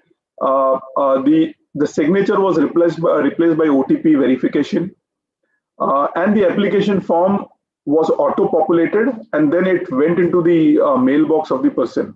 So just imagine, beginning to end, everything is digital. And if we could do that for a category like a house, which is kind of once in a lifetime purchase, it really augurs well to the power of technology. And it's just up to us how soon we can integrate it with the traditional sales practices. So I thought it would be worthwhile sharing that. So in my view, just the technology, training, and last point that I would like to say is, how do we get our sales team members to think macro but plan micro? Right now they think also micro, and obviously they have to plan and work micro. Somewhere the larger picture gets lost among the different team members. Would like to hear more on this from all of you. So that's it from my side. KG, over to you. Sorry, I made some notes. So I think we'll move on. Thanks very much. The point is very nice when you said that it's consultative selling, because you are in a value selling space. And if you are now doing that virtually by not having any physical touch point and using technology, that's amazing. And there are some stories on that IT side that I'll talk about when I get a chance later. So we'll move to Reshma Bombal, who actually loves to do some of the stuff that you have said. I mean, at least you said here that sales automation, digitalization in life and health. I was waiting for this opportunity so I can speak. Go ahead and make my day, the way Clint Eastwood said. Go ahead. Thank you, Krishnan, for the interaction, and thank you, All everyone. of you can call me KG. Yeah. Yes, sure. So a brief introduction about me, Reshma Bombal. I have around 17 plus experience in life and health insurance. So I was first initial part of product management team and then moved into automation. So somewhere in 2013, when there's an era where everything was going digitization, that I get to make a kick and actually got into digitization part. So when in the one part, when you say, okay, how do we encourage sales to drive technology or use technology? So I believe in this one funda, which I always share with everyone. When Facebook was launched, when Candy Crush was launched, when PUBG was launched, no one came here and trained us. We just downloaded the app and started using it. Okay, it's like download, no one trained us. So when we launch something for sales, okay, because this is what I have experienced. When we launch something for sales, we need to think about them. We need to think how they will think, the ground level. Rather than sitting on the 16th floor in AC room, designing something very fancy, jazzy, and launching for them, there's no use. You need to understand the ground level, how they are. Because they will have, say, madam, I have renewal, I have new business, I have target. So you want me to do the target also? You want me to use application also? You want to use technology also? What should I do? Okay, so technology should not be a burden to them. You need to make them feel that this is a supporting hand or helping hand for them, which will increase their productivity, which will help them actually. Okay, so this is what is the basic thing when I work on any automation tool, when I launch it for sales, any organization, any industry. So one thing is understand your sales there, what they want to use it, how they want to use it. Because I think it's like, when you train them, it's like those nursery kids, you have to tell them, okay, we can't go and say, okay, this is the left key or this is the right key. No, they just download it and tack, they use it. And that's what they get the confidence on that. So I believe in that strategy. When you have to actually marry sales and technology together. We need to make them feel, boss, this is for you, not a burden or not something, not an extra target for you guys. Okay, so this is what I have been believing and designing all the applications in my previous organization, in my current organization. So this is the basic funda when I design any automation or tool for technology. And as I said, technology is everywhere. As KG said, technology is everywhere. Maybe before digitalization, technology was there, but we couldn't understand. It is there. We just need to highlight it, make it more aware, and make it more user-friendly for the sales guy, which will help them to increase their productivity, their work, and not as a burden. So this is what from my end. Super duper. You are basically saying that you have to work more on the adoption even before you do, and your point is so valid. Nobody came and there was no manual. Facebook just happened. Yes, Google just happened. And then the app that my CIO launches, you need 15-day training. Yeah, I know. So thanks for that. We move to of RR channel sales. So what's your viewpoint, Abhijit, as an opening remark on this subject? Okay. So, hi, KG. First of all, it is RR Kabel, as you were discussing. So, and it has been done with a purpose because we sell cables. We are a leading player in cable and wire industry. I'm sure Vimlendra would have come across our products in some way or the other. So, we are a leading player, possibly number 2, number 3 player in the country. I mean, market share data can be debated and discussed. So, and that's why this called as RR Kabel. Okay. So that's one. Okay. So as far as I'm concerned, I have been in channel management for significant number of years. Now, when I talk of channel management, first thing which comes to your mind is these mom and pop stores. Because initially when I was associated with the FMCG sector, we were talking to mom and pop stores. And then now, since I'm on the building material side, so now I speak to electrical outlets, which are again mom and pop electrical outlets. But at both the places, what remains common is that my channel partner is not so well educated and well informed. And of course, things are changing now with the new generation coming in. And since I'm an old timer, so I have seen that transformation coming even in the channel side as well.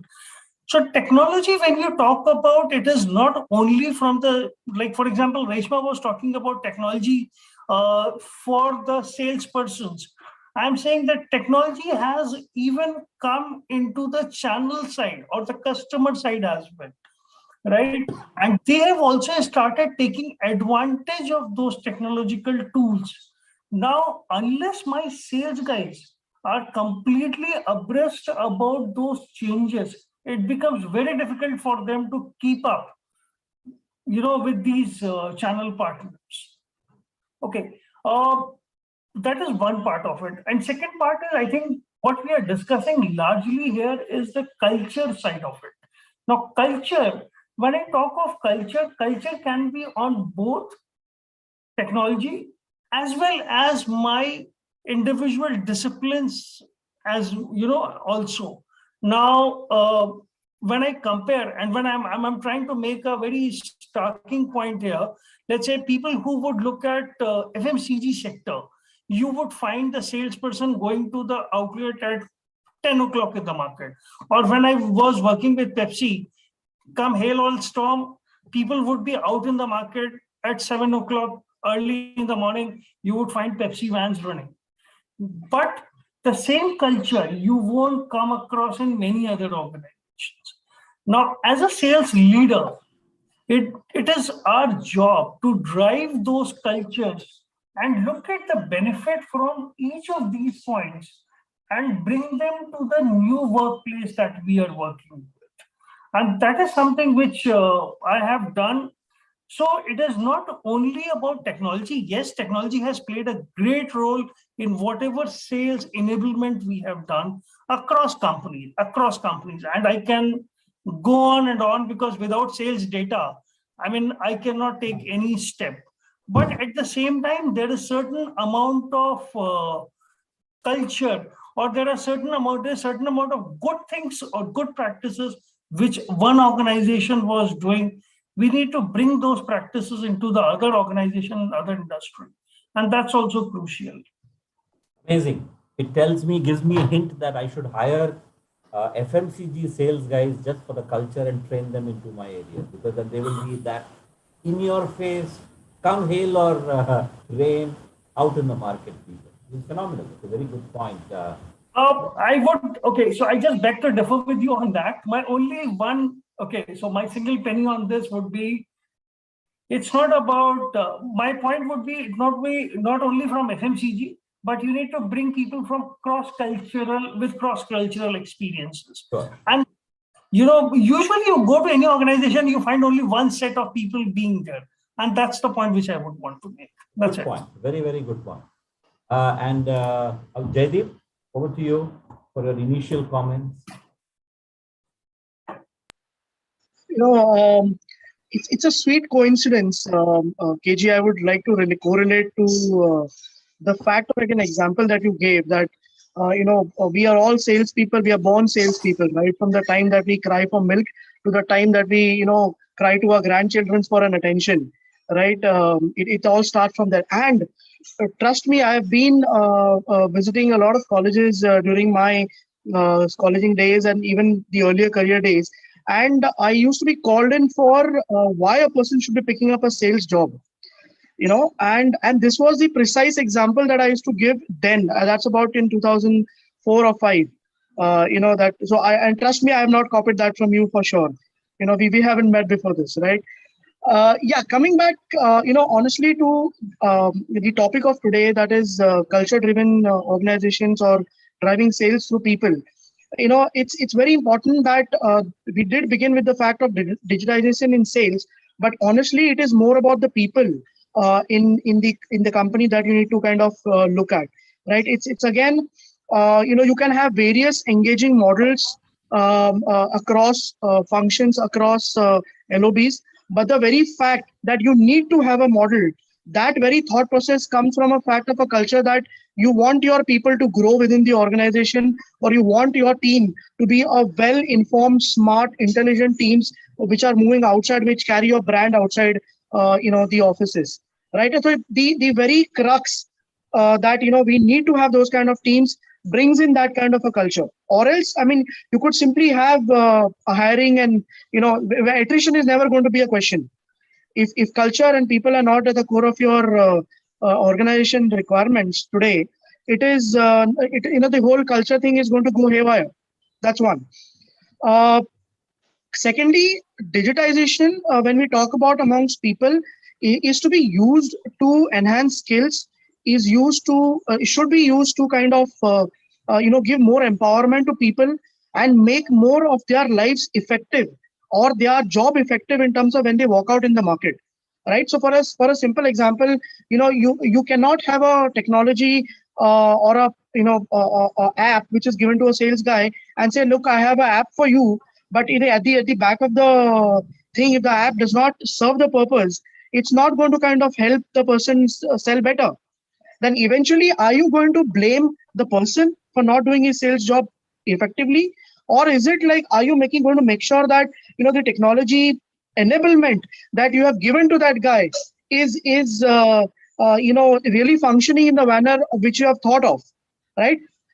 In a very thin line in between both these things, a factor comes in called empathy, right? Right from our initial days, I mean, all of you are probably quite senior in experience and probably even more than half my age, probably, for that matter. But in that regard, I would like to say, when you start your career, the kind of treatments that you get when you begin your career, when you learn, when every morning when your boss calls up and when you says, aaj kitna hoga, in typical sales language, right? And then you have to give those justifications. From there, you have graduated to maybe a more empathic way of doing sales today, wherein even your bosses or your seniors are also a part of your entire selling process, or you're part of giving you the right knowledge and enablement to making sure that you are able to do your job properly. That thought process is the cultural change that should be there in every organization, in typically. Obviously, there are various people that come from various organizations and sectors, and they bring in different types of culture. When you talk about FMCG, you talk about insurance sales, you talk about hardcore, whether it is heavy engineering like steel, or whether it is FMCG or life spaces. See, at the end of the day, it's all about how you treat your people, right? It's all about how inclusive you want to make them. It's all about whether you want to be only a question mark at the end of the day, or you want to make sure that that guy gets the right answer to your question, whether it is in terms of why not the sale has happened or why the sale has happened. In both these things, were you there besides him, to support him to actually execute what you said in the market? So I would leave the panel to this thought. I think it's more of people orientation that kind of brings in the right culture and inclusion. All right, super. What you're basically saying is that don't be focused on BBC, book, bill, and collect, but also be focused on the how of the sale, right? As a leader. We'll move to Anand Mukundrajan, the final person of the panel, for his initial comment. Good afternoon, colleagues. I'm agreeing with the co-panel members that there is requirement for empowerment of salesperson, and this is basically because there has been a change. If you noticed or unnoticed that across the generations, the sales pattern has changed. Rather than connect, it's basically with the connect with the customers, as well as there is a digital generation shift. Earlier, we used to salesperson has to go out scout for customers. Now it has become Google has enabled them, and the organizations also has transformed by implementing various systems of records, SAP, Oracle, which has given a lot of reports to enable the salesperson.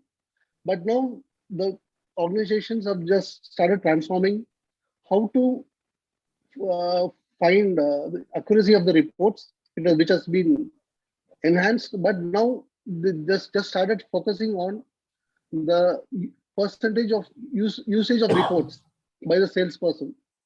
Just if you open the SAP, salesperson can get a plethora of reports.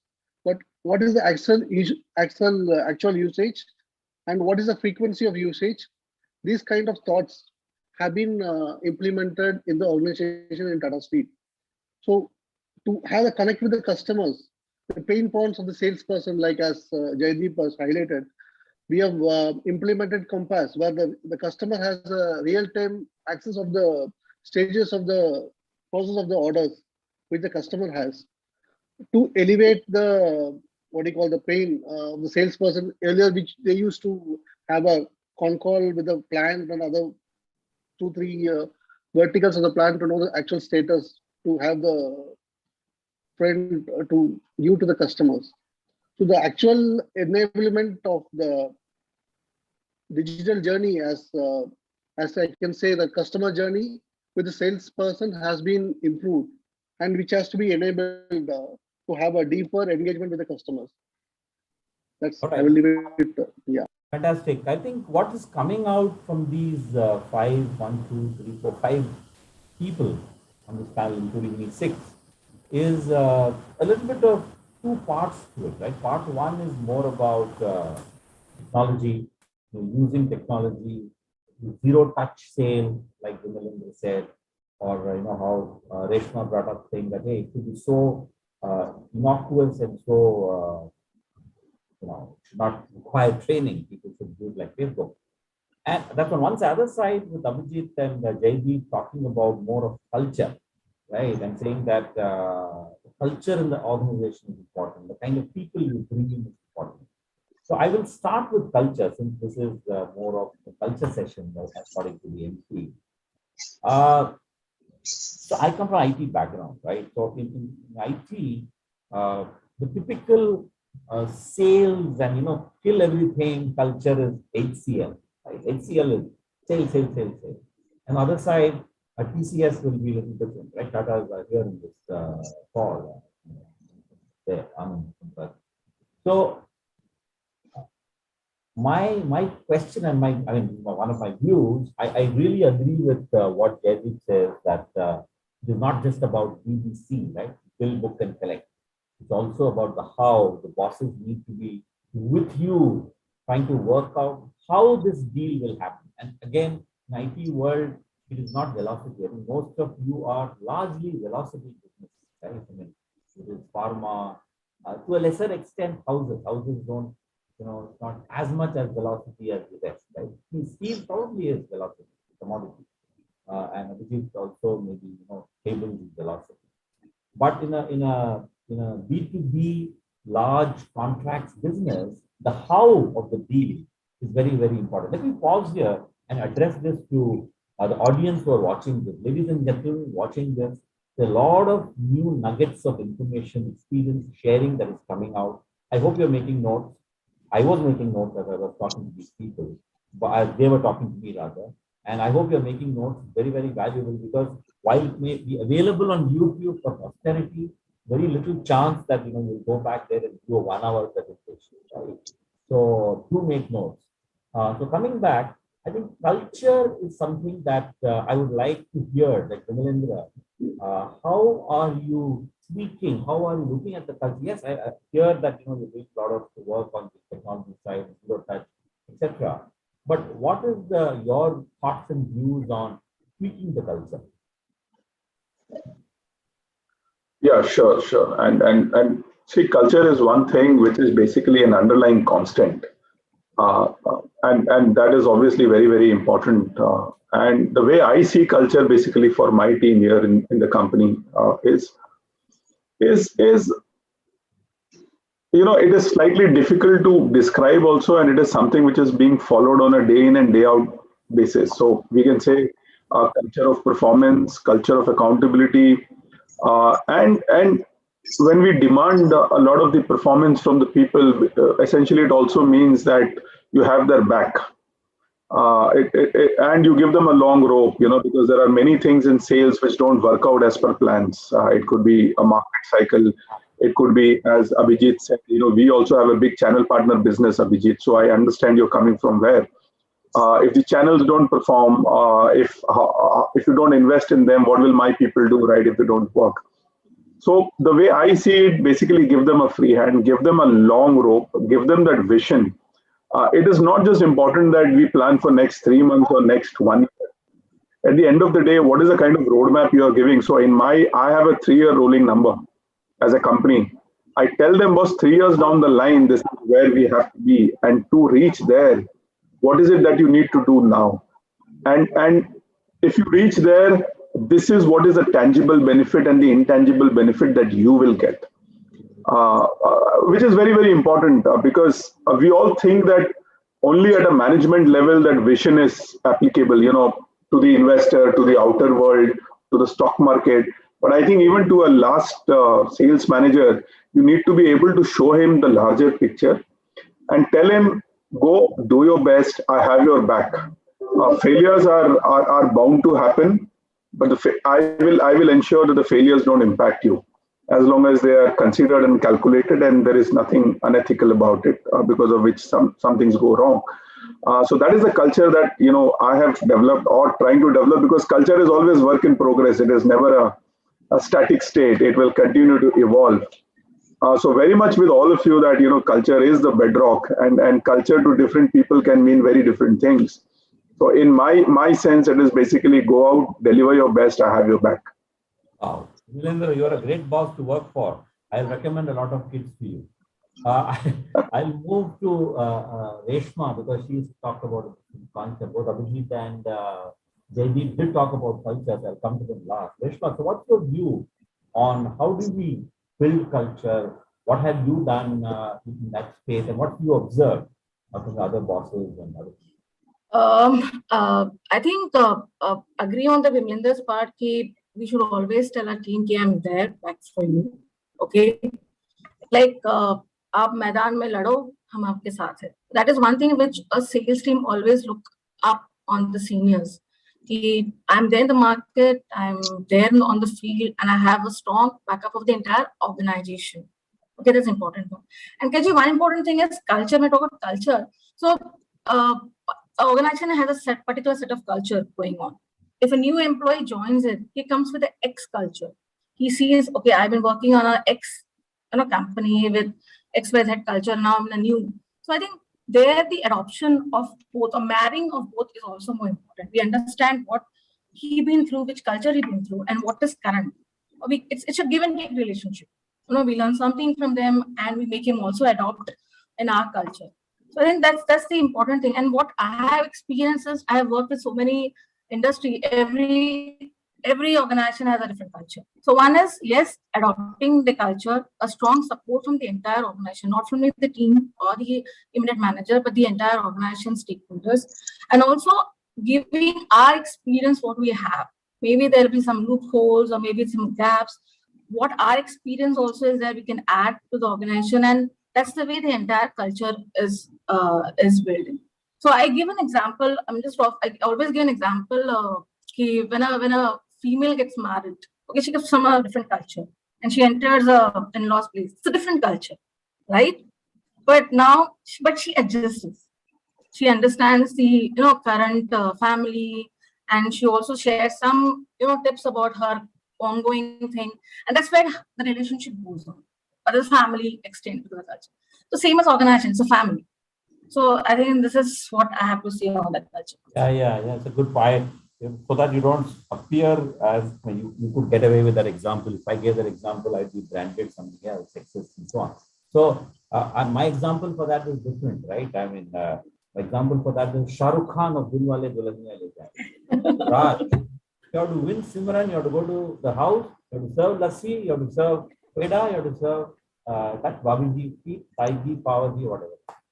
And then you get to marry Simran. I think on this topic, I want to bring a little variation in this question. See, somebody talked about, you only talked about somebody sitting on the 16th floor and then, not going there, etc. In the IT industry, consulting, we are all the tie and coat bound people. Insurance and FMCG is out there, grimy, in the grime and all that, right? You can't even wear a white shirt, what I'm saying. So, and that's a different set of people. That's a different set of people. I know for a fact that in the Mahindra finance team, they couldn't afford, because at that time probably the guys didn't even have a smartphone.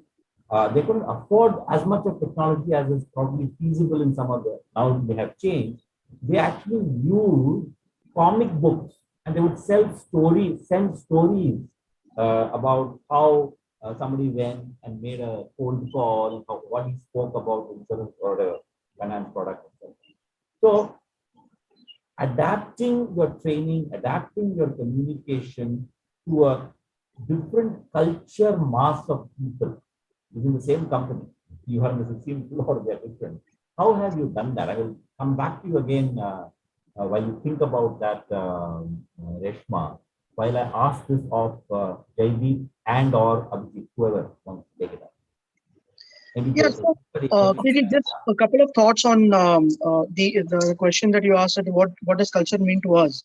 You know, at least in the group that I belong today, and which Anand would also kind of resonate, you know, unanimously, that, you know, trust is something that we all resonate with the brand that we carry today, right? How has it happened? Has it happened in last 5 years?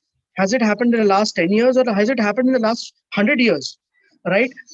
Now, somebody 100 years back thought that I want to build an industry or a conglomerate which will one day, you know, resonate to trust. It did not happen overnight. That's first thing. Secondly, it was not a computer program that everybody learned to write and then they executed it. Nor was it like something that we are in a movie called Matrix. I hope everybody has seen the movie Matrix, right? So you have a hole in back head, and you simply insert the rod and you learn, and your body starts adapting to it. It's not even that, right? So it's there in every small thing that you do in your day-to-day activity, in the way you talk to your customers, in the way you talk to your people, in the way you give commitments to the market, in the way you carry yourself, in the way, especially you treat your team members, both on the performance and as a human. It all starts from there. So culture for me, it's two-pronged. One is how you want to portray yourself to the market. That's a culture to the market. And one, a culture which you want to develop internally, which then kind of, realigns or aligns itself to make sure that the commitments that you have given in the market are fulfilled. And what are the actions that you do to, remain that, that. So you might have a target from your board saying that tomorrow I want to do 20,000 crores. But how? There are various ways of doing 20,000 crores for any industry for that matter. The how factor and how you're going to approach it, whether it's going to be in 6 months, whether it's going to be in 1 year, whether it's going to be in 5 years, or whether it's going to be in 2 years, but with this factors, which are non-compromisable.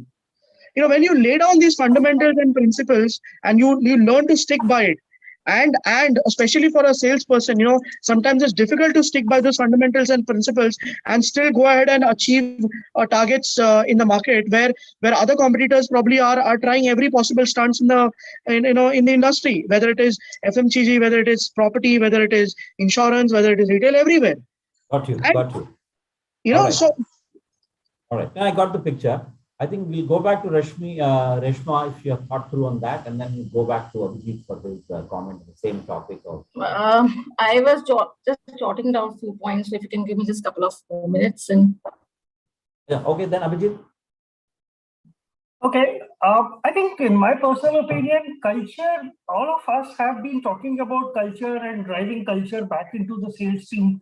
My personal belief on this is that culture has to be driven from the top. Okay.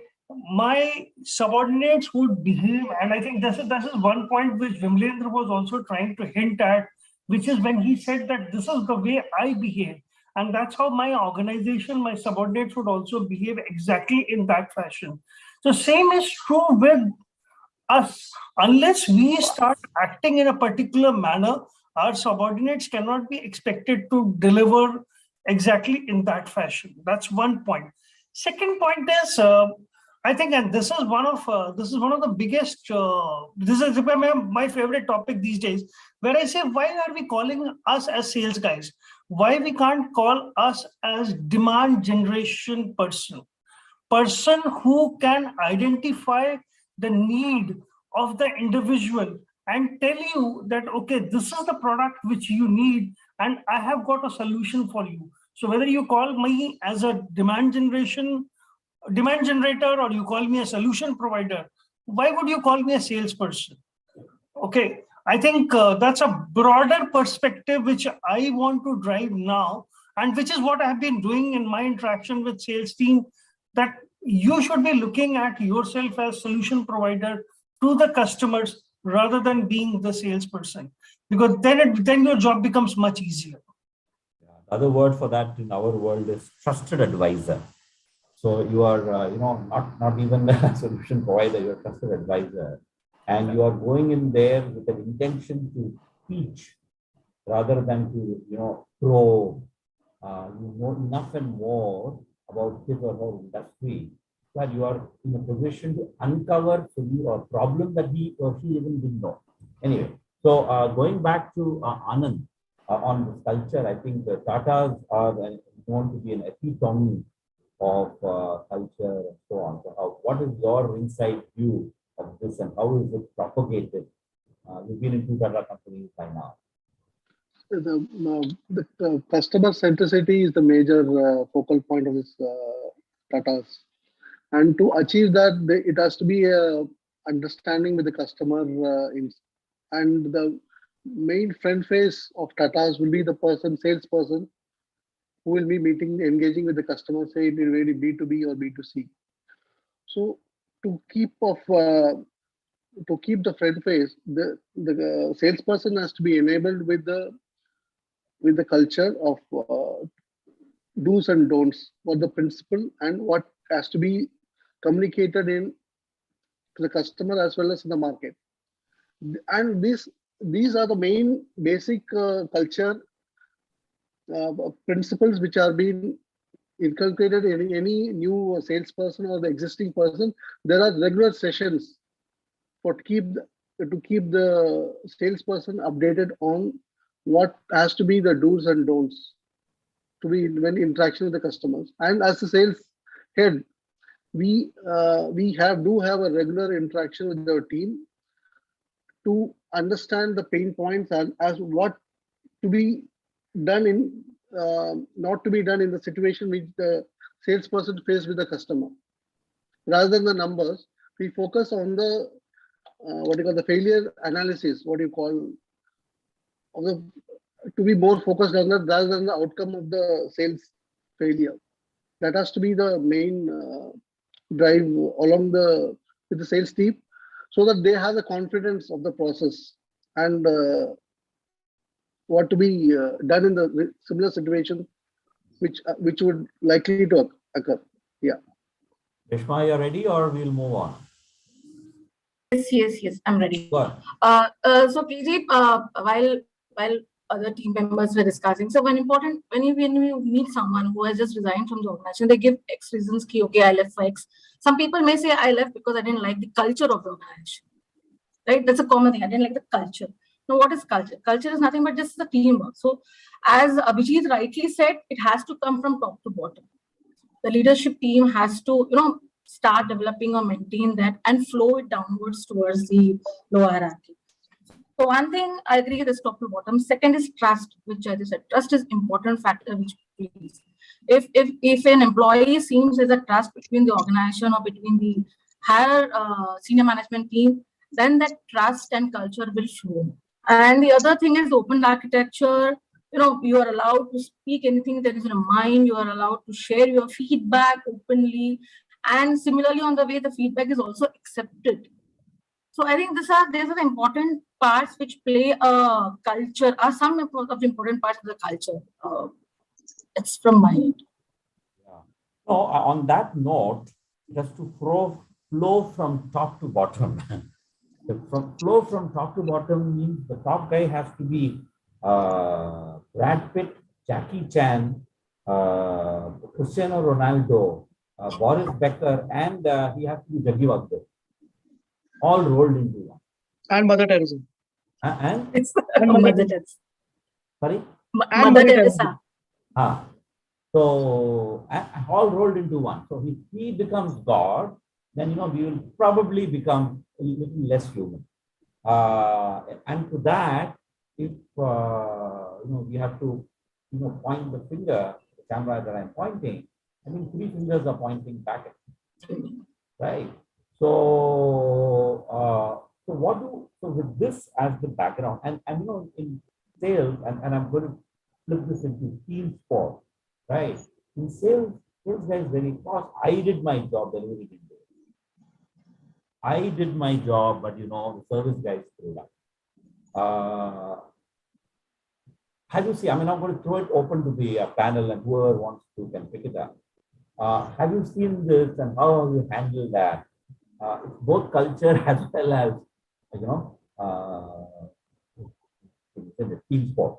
So anybody wants to pick it up, because I think we are at about 4 o'clock and if you have, I have not seen any questions. I have to see somewhere. I don't know any questions that come. They are at 2 o'clock. $1,400. So yeah, anybody wants to pick it up? Yeah, I'm Anand here. See, in the organization, the salesperson as well as any employee is judged on the performance of the current year. And in Tata Steel, we follow a system of fixing the numbers, the sales team. Of course, apart from that, there is a what you call personal development in the index, which takes the feedback of the subordinates as well as the superiors. It's called 360-degree feedback, which is also mapped with each salesperson and including at each level. So you get the feedback from your colleagues. Of course, the names will not be mentioned, but it's a feedback on your behavior as a team member and what collaboration you do, and your performance is also measured based on that. So it is not just focused on the numbers of the salesperson, but also how best you are the team player and how you collaborate with the team to make the team achieve the goal, rather than the goal in case of failure, rather than the goal. Yeah. All right. Anyone else wants to pick it up? Any comments on this?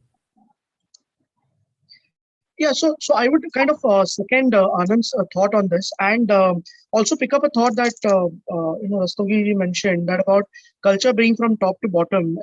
Of course, the ideologies might flow from top to bottom for a fact that for a sheer reason that they are the decision making. But the end of the day, today it is not only that, but if you look at you have, especially you would resonate to the fact that there are various generations that we are trying to hire today.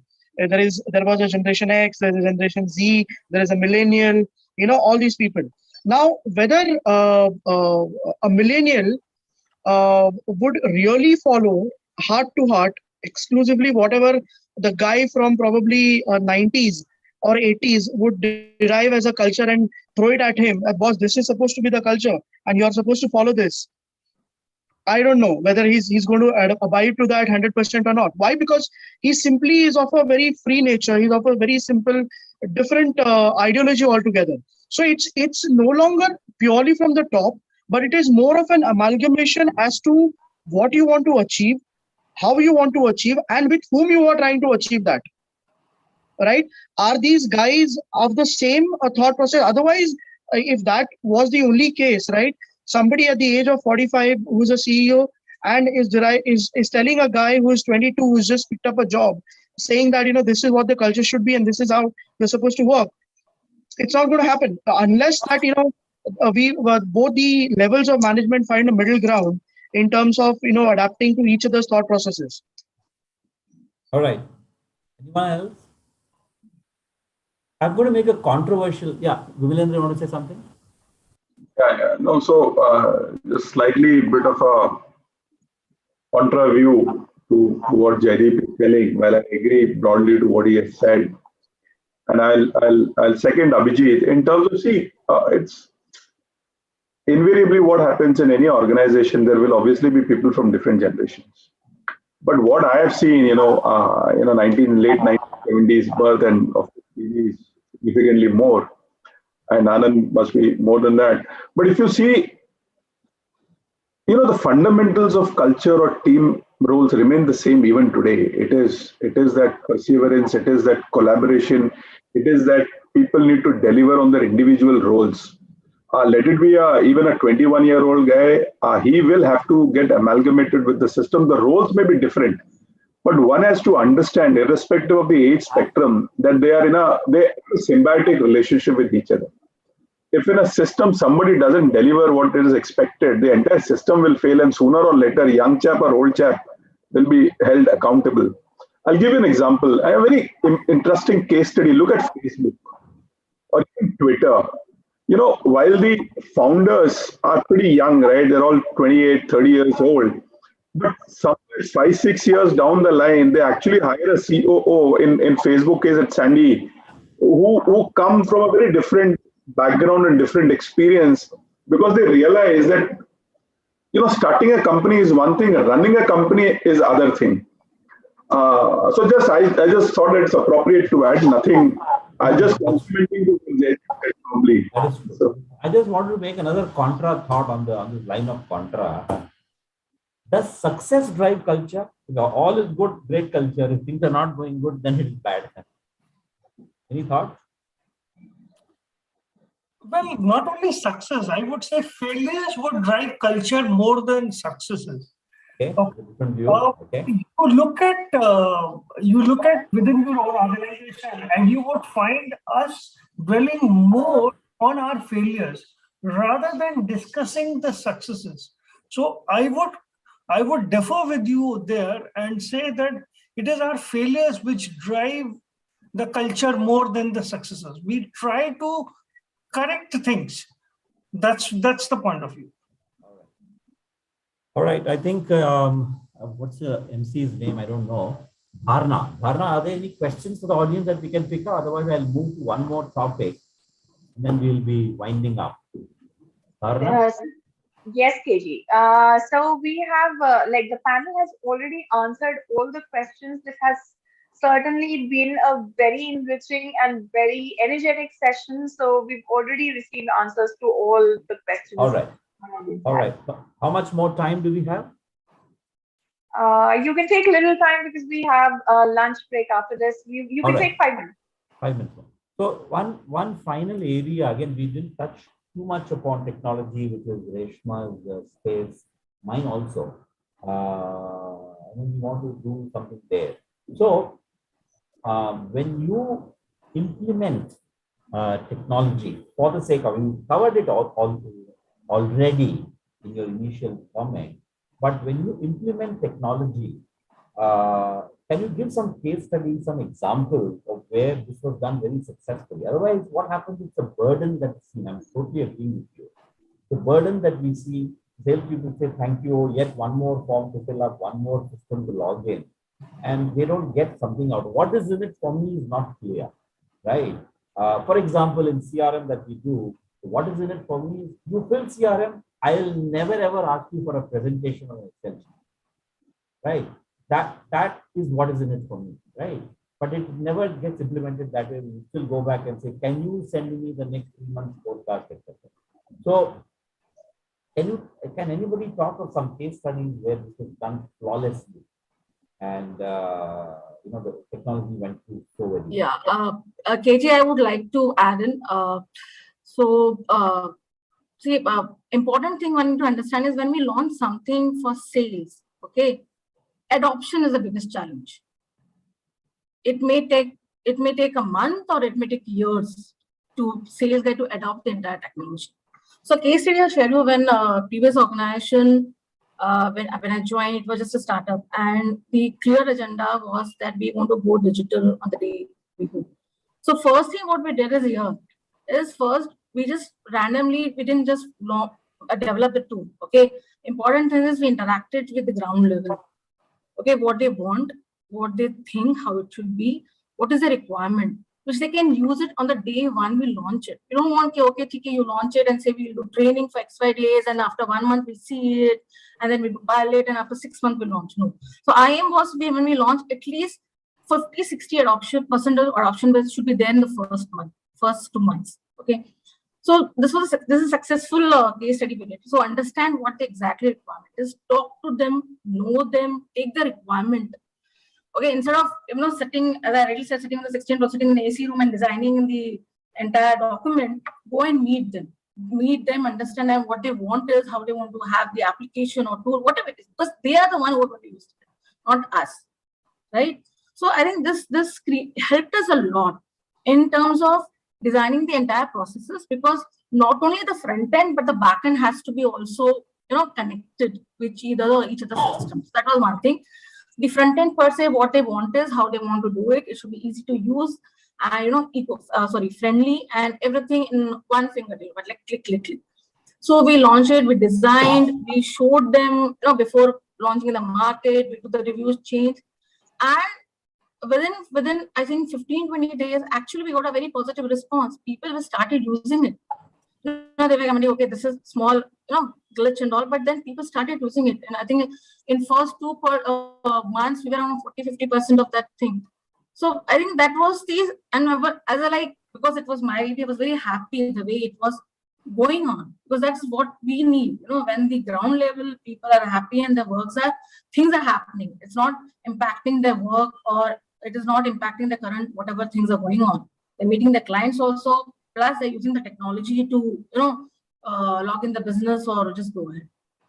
All right, I'm going to ask one final crowdsourced question, a crowdsourced of the panel here on what. So my previous statement to that is there's lots of tools and technologies out there, because there are tons and tons of startups doing stuff. So it's not like what Anand said only about SAP or Salesforce or whatever. There are tons and tons of stuff out there that can be very nifty. That is probably almost free of charge. That can get you off the ground quickly, because startups are so hungry. They will do a pilot for you and so on and so forth. Do you know of any such things that you use in your sales effort, which are from a startup community, which made an impact? I can share one. Yeah, I can share according to the team members. Tableau is one of a software which gives real Tableau. Tableau again is a branded one. But it doesn't involve helps the salesperson not to prepare a report. Because other things, we have a system of record, but to have a real-time feedback of the records, which the salesperson has to do every day, which this eliminates the role of that. So it definitely helps to improve the salesperson point of view. Yeah. So KG, one thought that I would like to bring upon on this forum also, very interestingly today, I would not want to mention the name or the brand, but typically gamification in sales is picking up, very interestingly. Right. So while there are a couple of my close friends also who are into these startups of making the whole dashboards into game zones and point-based thing, which makes the whole day-to-day sales activity more of a sense of achievement. I think when you see that awards and the points, and you're doing the same damn thing that you were doing 20 years back, right? It's just that for everything that you do, you have been given a feeling of sense of achievement by getting you maybe a virtual crown or a virtual star. Dopamine effect. Yeah. Got you. So just I thought I'll share trailheads.com. So I don't know what is the HTTPS. Trailheads is the website for Salesforce. So when you go there and so Google Trailheads, Salesforce will come. And that gives you this gamified way of learning. You can get lots of certifications. You're climbing a mountain, base camp, etc. So since you mentioned that, Trailheads, Salesforce will look for it. How do you spell it? TRAILHEADS. Trailheads. Okay. Salesforce, something is there. You come. Trailhead Salesforce will come. Number one. Number two, I'm sure most of you know this. On LinkedIn, there is a little widget called Crystal Node. CRYSTAL. Crystal Node is not Node. KNOWS. Crystal Node. And Crystal Node is a widget on LinkedIn that uses MBTI to match you with a prospect. It's a paid subscription, free you get for 5. But so for example, Vimalendra and I, if we match, I look for Vimalendra, and Crystal Node will say, hey, Vimalendra is one of those guys who's considered, it take a long time, you have to explain. Or if you tell Vimalendra, KG, you have to be precise, short sentences, you use, and it is terrific. Right? You have a drop-down menu, and it says, you want to ask KG for a raise, how to write a letter. You want to ask KG for an appointment, how to write it. Terrific for people who are doing face round, especially people like in my area where I do executive meetings, etc. And of course, there are tools like Voxogo, WORXOGO, Voxogo is a tool that uses nudge as a concept. If you go to the psychology world today, nudge is different from a nag, right? You nag, hey, filter, oh, report, that's nagging. Nudging is like this gentle thing that Asia probably does in Japan. So so they use this nudge as a concept. They will score the CRM data, they'll score the email, they store everything. And then come back and say, hey, maybe on this opportunity, have you considered showing them blockchain? Whatever. Kind of, they keep nudging. Hey, you don't seem to have met this guy in 6 weeks. That you want to meet. So there are many such tools, just kind of sensitizing the audience who are watching us and the panelists that there are much, much more beyond SAP and Oracle and Salesforce and all of that out there, which can make your sales people that more engaged and effective. So I think with this, we'll come to the end of the panel discussion. MC Dharana, if you allow us, let you go and have your lunch. And it's been wonderful, wonderful talking to all of you. Different viewpoints, different industries. Some of these industries, I've not been part of. Housing for Parwan Doe was the same group. For that matter, pharma. Steel, I have, I've done some commodities with destination paint when I sold Alec and Hydride. But otherwise, very, very different industry. Thank you so very much. I enjoyed the time. I learned a lot, made lots of notes. And to allow us, then shall we log off? Dharna? Thank you very much, Thank you everyone. so Thanks much. for your time. It was pleasant to meet you. Thank you so much. Thank you so much, KG. That was a wonderful session moderated by you, and I'd like to thank all the speakers. It was indeed a great session. A lot of insights about the culture, a lot of insights about the new tools KG mentioned. And thank you so much, each and every one of you, for tuning in, and to our audience for joining us on YouTube as we are streaming live. Thank you so much, one and all. And we here break for lunch. So I'm sure everybody is hungry by this time, and we will see you on the other side of the lunch break, which is at 2:30 p.m. as we will start with the last and final panel discussion of this summit. We will start with the closing panel discussion at 2:30, ladies and gentlemen. So I would request all of you to join us back. Do not go anywhere, because yes, this is definitely, each and every panel discussion is on a very thoughtful line and is really engaging. So I would request all of you to join us back at 2:30 p.m. Thank you. Great. Have a quick 30-minute lunch and bye-bye. Thank you. Thank you. Thanks a lot. Thank you. Thank you.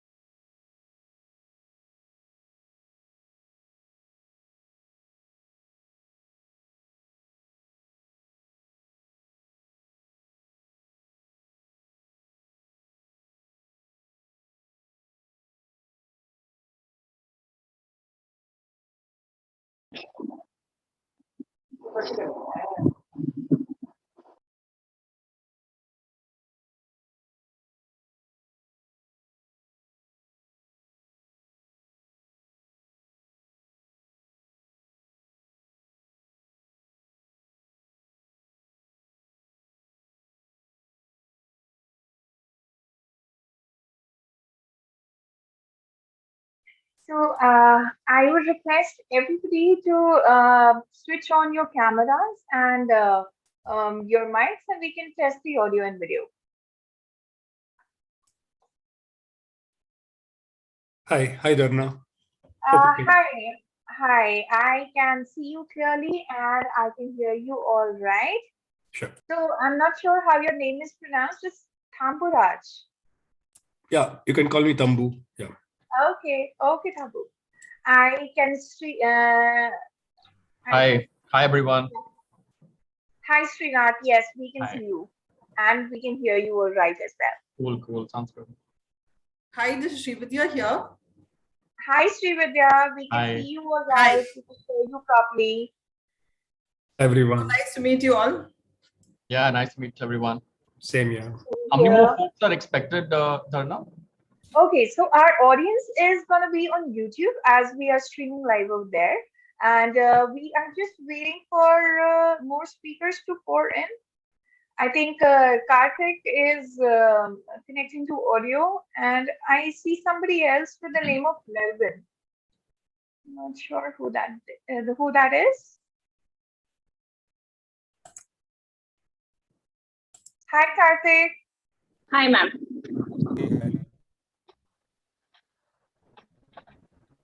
Hi, this is Tamburaj's wife. Oh, okay. Hi. Hi, Melvin. Priya, you will have to go to the YouTube link, not in this link now. Correct.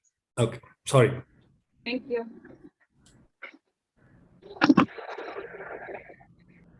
Hi, Karthik. Just wanted to check if you could hear us all right. And we are Yeah, able I can hear you guys very well.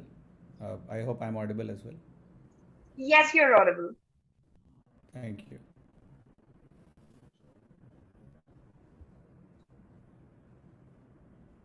So we're waiting for a couple of speakers to pour in, and as soon as we have everybody, we'll get started. How many more speakers are there? Sorry, Dharna? A couple of more. Okay, so 2 more, right? Okay. Yeah, so Mr. Rohit Lamba is still to join us, and Mr. Raj Rishi Singh is still to join us. Okay. I think we have everybody else. Yes, we do.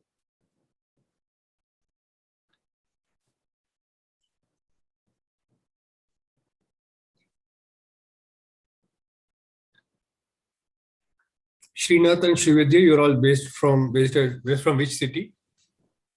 I'm actually based out of Bangalore right now. Okay. Good. So, yeah. I'm based out of Mumbai. Okay. Srividya? So I'm in Tambu, Chennai. I'm joining you from Chennai. Okay, nice. And Karthik, what about you? I'm also based out of Mumbai, like I believe Thambu. Hi Karthik. I was actually in Mumbai for the longest time, so very familiar with the place. I'm in Bangalore now at present though. Okay.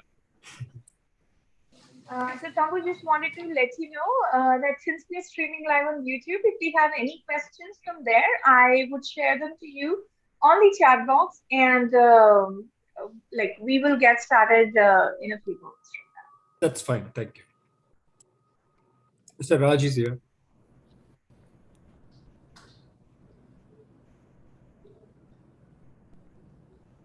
Hi, Mr. Raj. Hi everyone. Hello. Hi. Just wanted to check if you could hear us all right. And if Yeah. All's good. Thanks. Then we can see you properly, and we can hear you as well. great.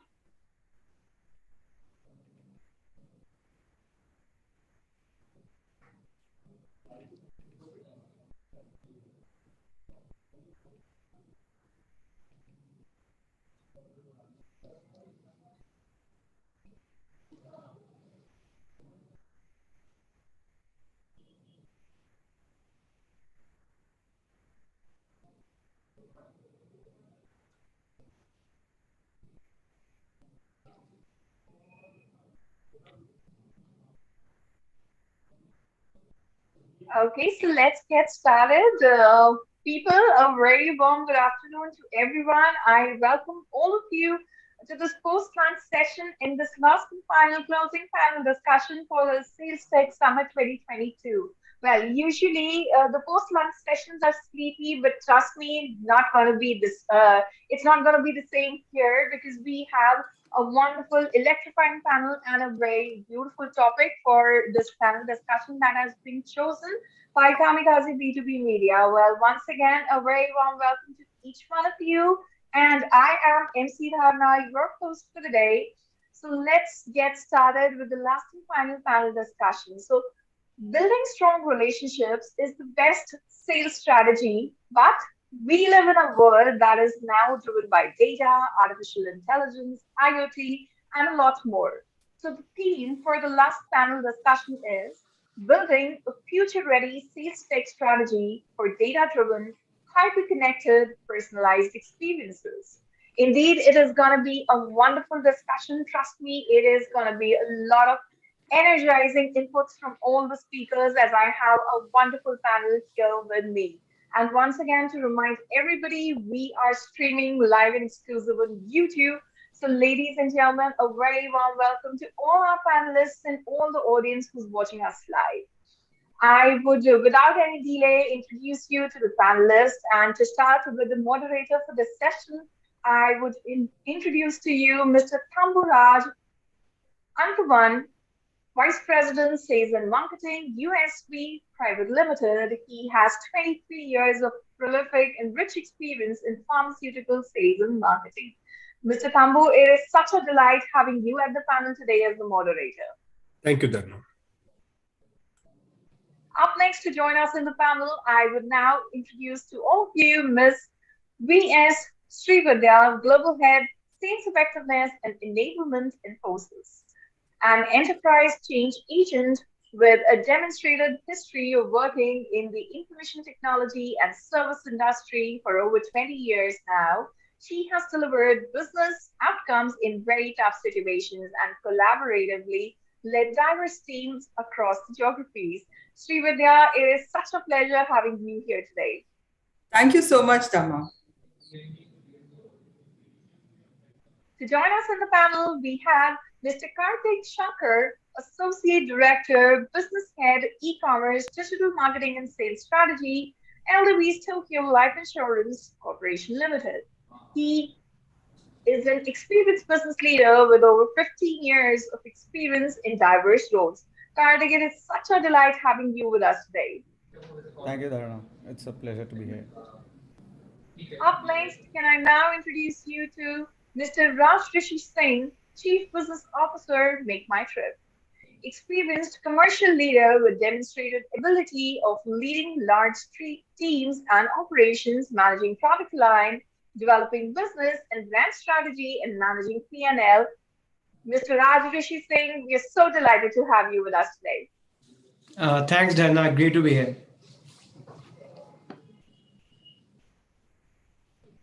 Up next to join us in the panel, we have Mr. Srinath Rajaraman, Associate Director, Sales and Go-to-Market Strategy, PepsiCo.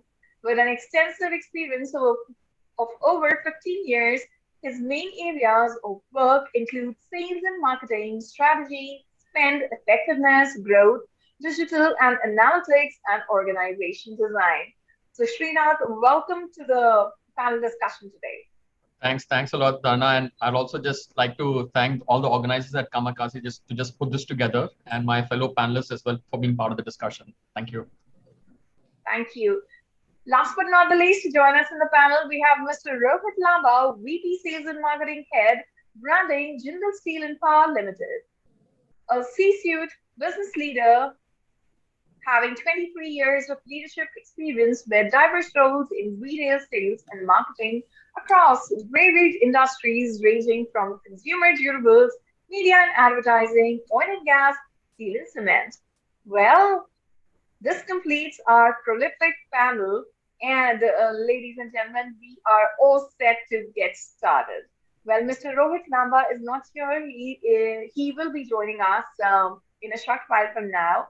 But let us get started because I am already having goosebumps. This is such a wonderful topic that is chosen for this last and final discussion. So, without any further delay, let me hand it over to Mr. Thambaraja. And Mr. Thambu, over to you for this wonderful session. Looking forward. Thank you, Dharna. She already made a mention that she's excited about the topic, and so all of us, everybody in the panel, I'm sure the viewers are also.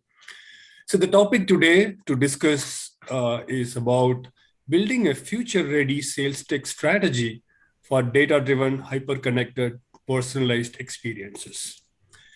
In fact, this esteemed panel is very valuable because the panelists represent almost all 6 major sectors of the industry, including pharma, IT, e-commerce, hospitality, FMCG, power and steel, etc. We all know we just came out of the COVID, and we indeed got a lot of time to refurbish our conventional sales models, sales methodologies, by adding multiple layers of tech-enabled innovations, solutions, and differential approaches across the industries. So we thought like we'll put together all these panelists to understand from each other, to get their perspectives and insights about how to kind of build future-ready sales tech strategy. Just quickly give a brief about the expected learning and take home from this session. We all know data-led disruptions has brought in a lot of transformation across the industries in every domain. The buzzwords are all automations, data, AI, machine learning. These are all the buzzwords of the day. And in fact, we have to ask ourselves the question, how well we know our customers, and do we connect back to those customers whom we abandoned or with whom we had an unsuccessful sales pitches in the past? Do we use the data, what we have generated? So these are all the questions to be answered.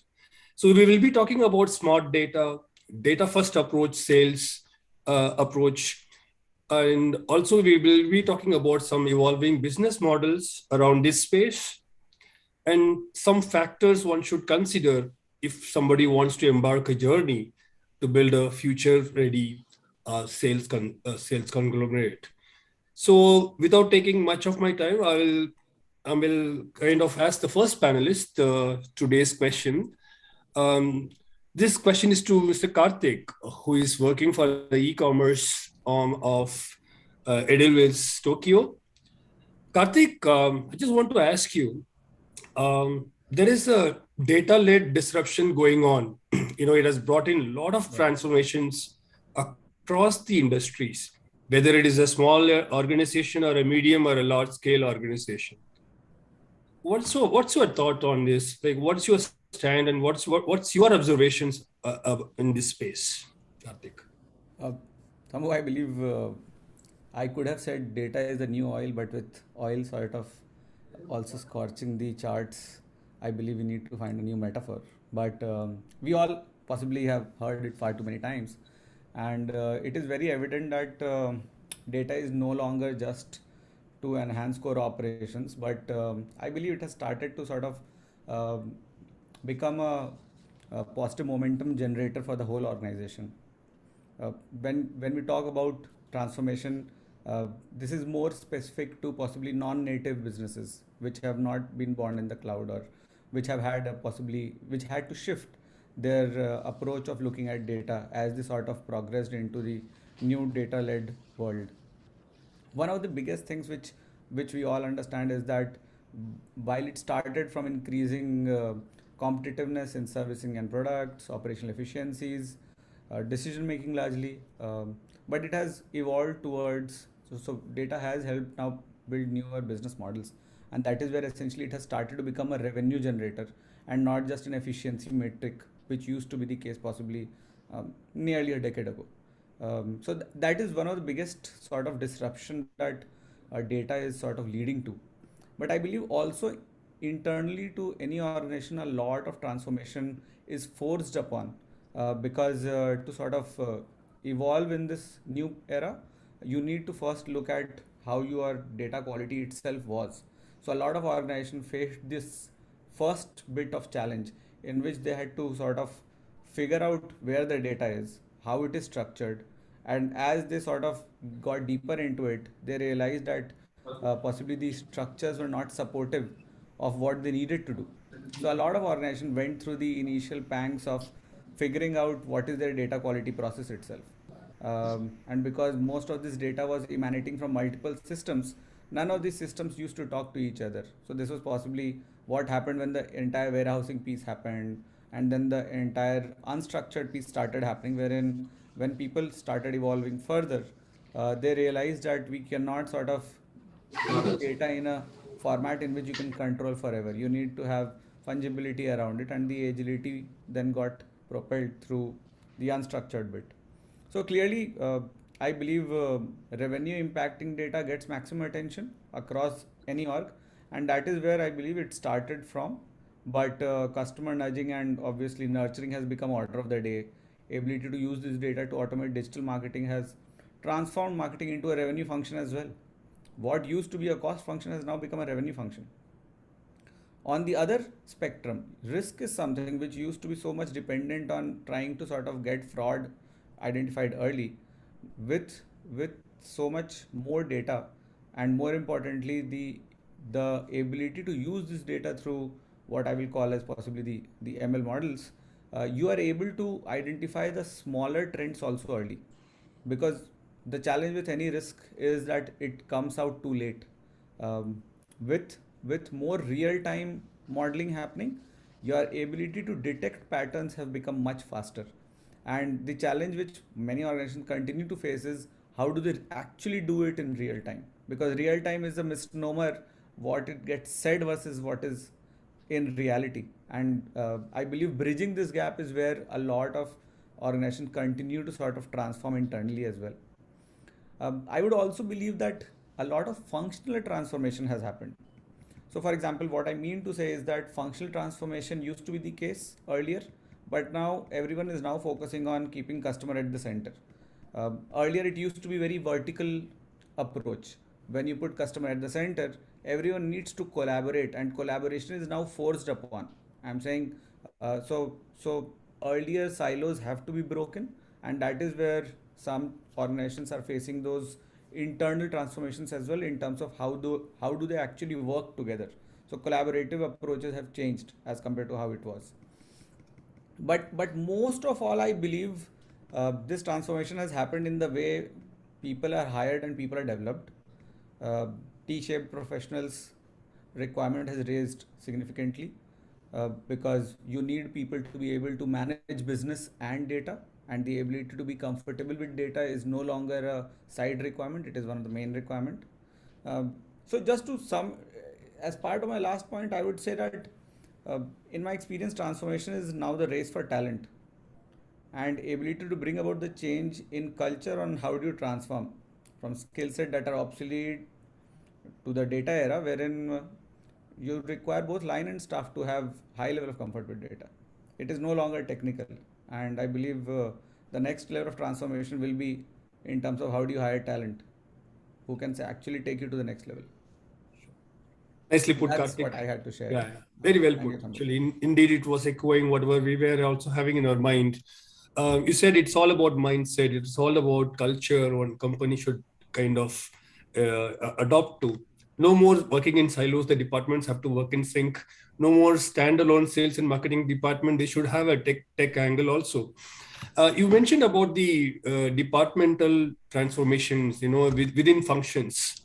Let's talk about one of the most important functions, the sales, which actually is the face of our organization in front of our customers.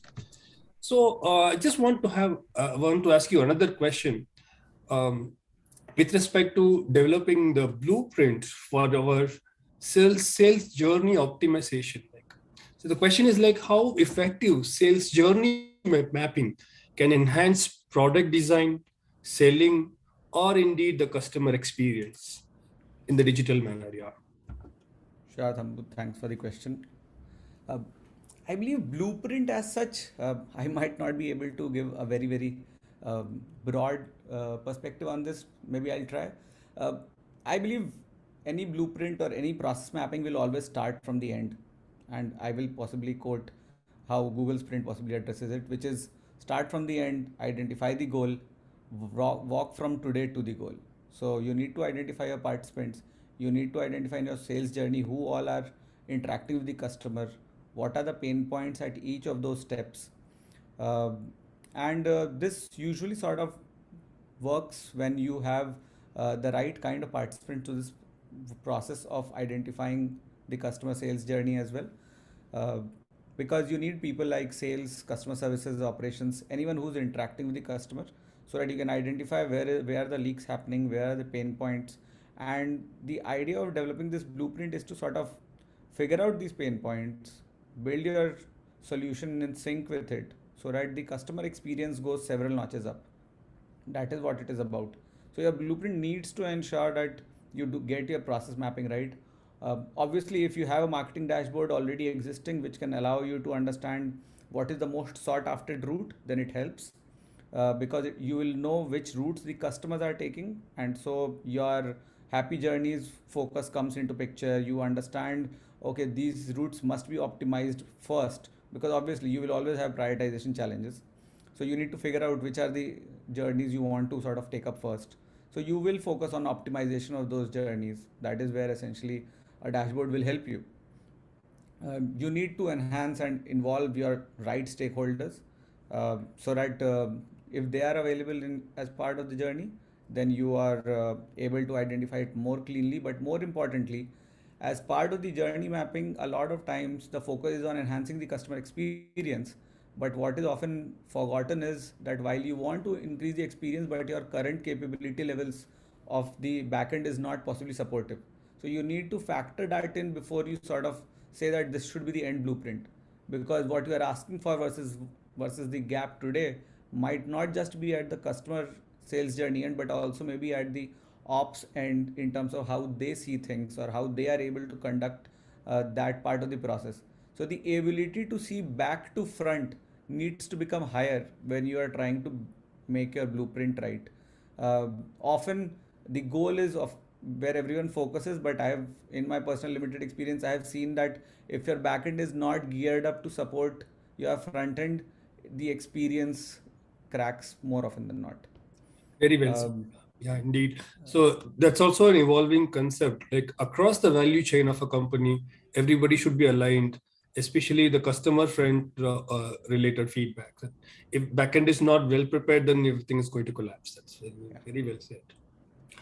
Thanks, Karthik, for that feedback and insights. With that, I'll move to the next panelist. Srividya is here. Srividya, I have an interesting question to you. This is very relevant and connected to this topic what we are discussing today. How to look at building your future ready sales tech? Probably in your organization. She works for Infosys, which is aligned to the scale of your growth of your organization also. Means like how whatever maybe the aggression levels you have taken at our organization level, how aggressively are you in terms of developing your sales tech strategy? Very good question. And Infosys actually switched to a digital first and mobile first approach, which increased our speed and flexibility. So to make this happen, the quasi-systemized approach was, given way, and we took on a deep learning kind of search engine. So many of the daily sales processes were collected in an Infimi app. And a cross-functional team, I think Karthik mentioned about, featuring business, sales effectiveness, information system expert, and collaboration, right from design to release on these sales apps. So the user journey was envisioned, and it was mapped to empower the sales to be able to take decisions and also revisit some of the priorities based on feedback. So for every development sprint, these priorities were expressed as user stories, and it captured, the spirit of this and the benefits of an idea without actually developing everything in great detail. So we identified some of the critical challenges faced by sales, and we also had a 7-step plan which acted as guardrails, so that any of the process changes were done basis this.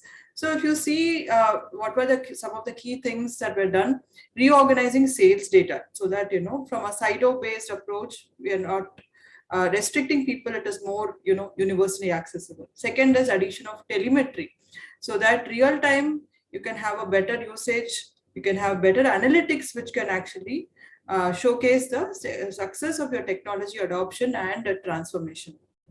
Thirdly, we looked at knowledge repository, because it's very often that from one person to another the knowledge doesn't get transferred, and also large organizations with a very, very diverse set of offerings as well as geographies, people, it's very important to have this across our sales team. So we had a 360-degree view of accounts and also possible connectors with respect to market, with respect to social, with respect to account and people insights. Then we also created something called an Infosys digital identity, which will help our partners, clients, etc., to have a open source kind of community to access our systems and also co-create the IPs together. So this was an overall approach. And like Karthik mentioned, whether the backend is sufficient to support the front end changes and the goals.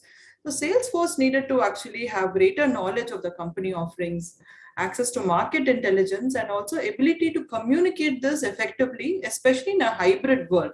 As you said in the start, like gone are the days of walking the corridors and keeping tabs on, what are the deal getting released now, or, what could be some of the upcoming renewals, etc. So now in a sort of hybrid world, how do we actually go forward, right? So we introduced an automated reporting system with personalized dashboards to highlight new opportunities and follow-ups. Then we also developed something called a hybrid selling podcast series, both mailers as well as podcasts, where people from across various accounts of the company actually shared experiences, and more than 1,700 of our sales folks benefited from this. We worked with our education, training and assessments department to actually launch a self-paced learning platform. This was called SEALS. Basically, like the Navy SEALs. So the concept is that it's sales excellence through accelerated learning. So it's a blend of key sales, business, as well as technology skills. And also you would get the latest insights from various industries as well as, technology trends. And all this comes with, the evergreen skills of storytelling and negotiation, because ultimately for every salesperson, it's all about negotiating, right? So these all actually put together with all the newer offerings actually is what made our Salesforce future ready for hybrid selling. Wow, so much to learn. That's probably one of the reasons you're all clearly ahead of everybody else in terms of tech. The question, I think you are the right person to ask this. Everyone is talking about data, artificial intelligence, and so on and so on. And a lot of algorithms are created in a very creative manner. In fact, that's a challenge also. But some of them are able to crack it very well. If the algorithms are done very well to use the data on artificial intelligence, and probably it is going to fuel the sales, otherwise it will transform the sales processes in a great manner. What is your thoughts on it?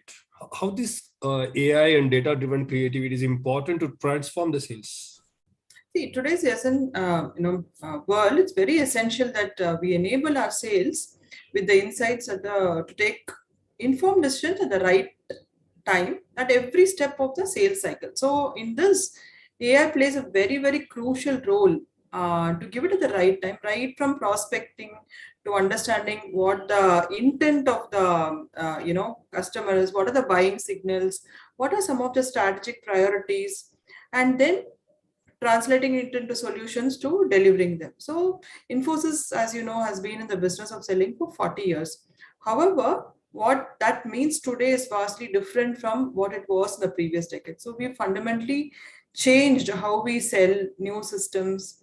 So what we developed through all this AI and algorithms is the way of sensing, processing, and responding to any kind of external stimuli. So through AI training and mobile functionality, what happens is a person is able to discover any sales intent, understand the buying signals, then develop sales plays so that you can design the deal or the solution or an account strategy and navigate the company innovation. So combined all this, you get a lot of fresh ideas, as well as you are able to identify new buying centers. Just to give an example, I think, the way of deploying AI, we have a very robust AI-driven forecasting tool that helps our sales leaders to actually focus their efforts on deals which have a very, very high propensity to win.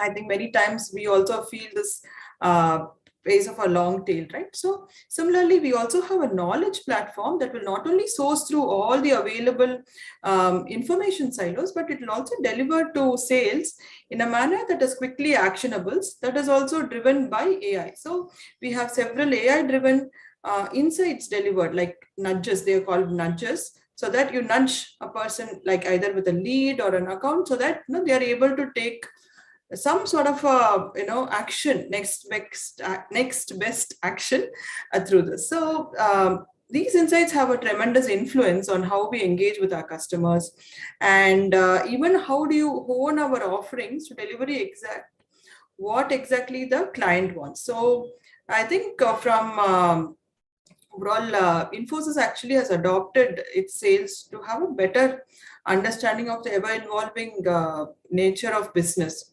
And you would have seen, signing some of the biggest orders in history. Our sales teams have been at the forefront of adopting some of this technology. So customer expectations, experiences, relationship, etc., are integrating with this, the digital and human channel. So this leads to strengthening our relationship with our customers, as well as meet any of the rising demands. So this has been really very fundamental to our growth.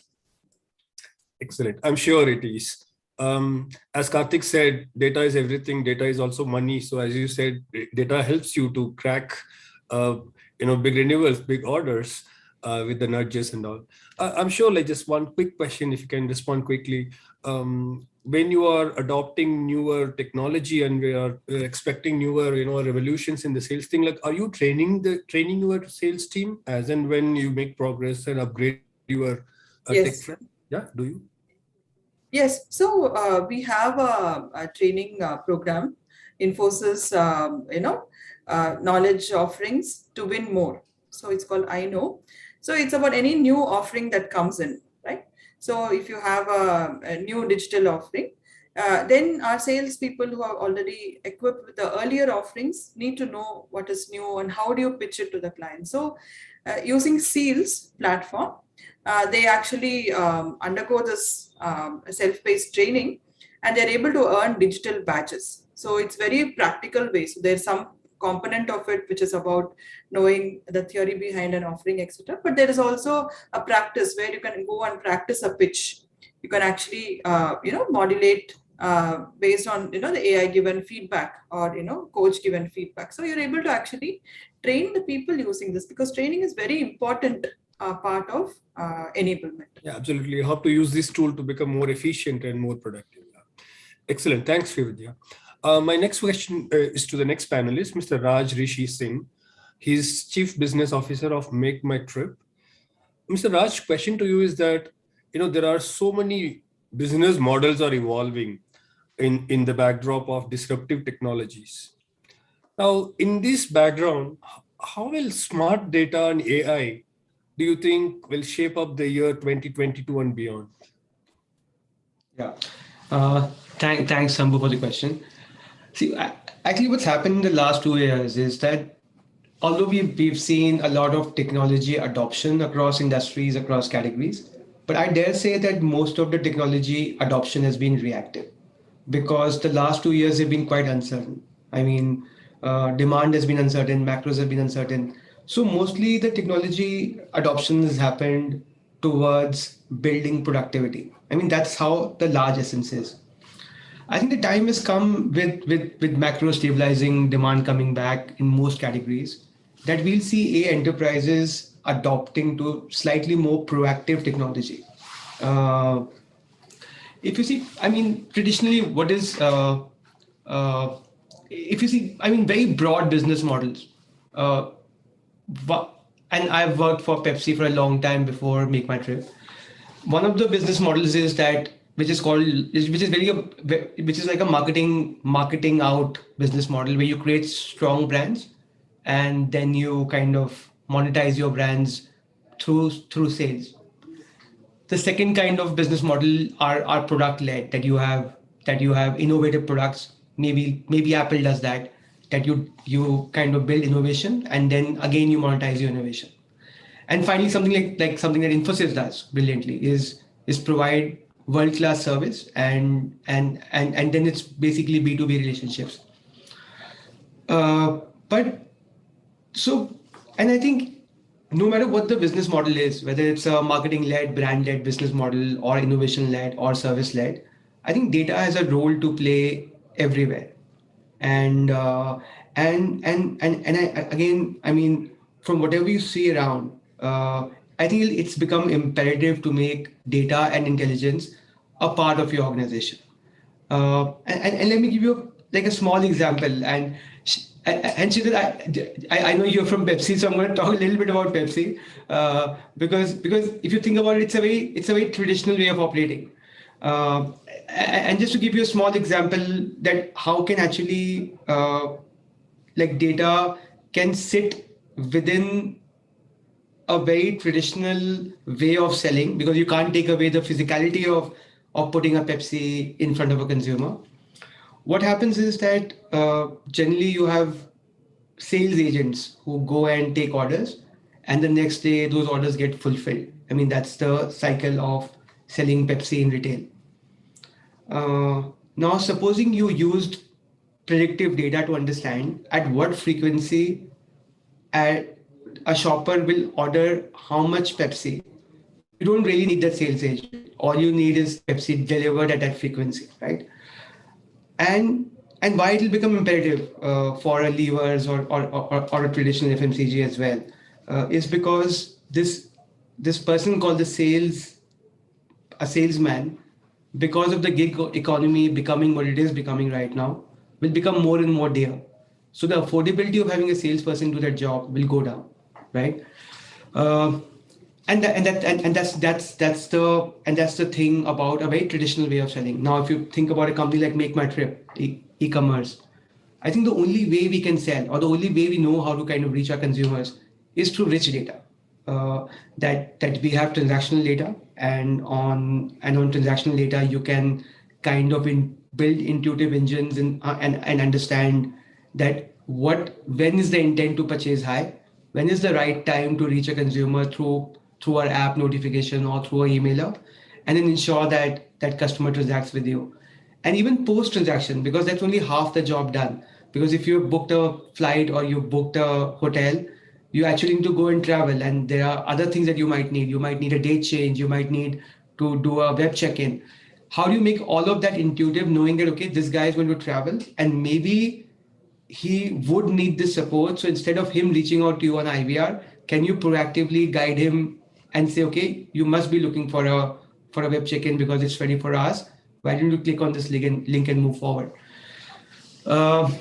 So if you see every angle of the journey of a customer, of a consumer-led business or a B2B business, I think data becomes imperative not just for selling, but also for relationship management, for future transactions, and your overall operations. So I think the one kind of model, I mean, that it's a very abused word, by the way, a customer-centric business model. But if organizations of tomorrow are really customer-centric, then the only way to build that is to use machine learning, artificial and intelligence and data. And some of the trends that are shaping up right now is the I think data itself is both a boon and a bane, because what really happens is that if you're building transactional data or you're collecting transactional data, there's so much data available that you don't really know what to do about it, right? So data is both a bane because more data means that you spend more time analyzing it. You actually spend a lot of your IT infrastructure, because data mining is not really an easy process. So you spend a lot of bandwidth on utilizing data.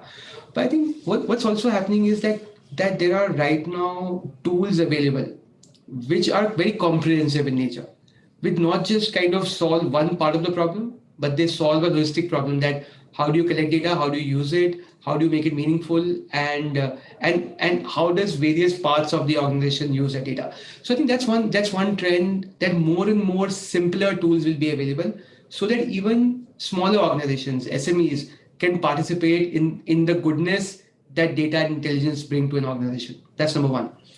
The second thing is, I think data is going to get more and more democratized. Right now, what happens is that data is actually, if you have data, either that data sits with marketing or with sales, even within an organization.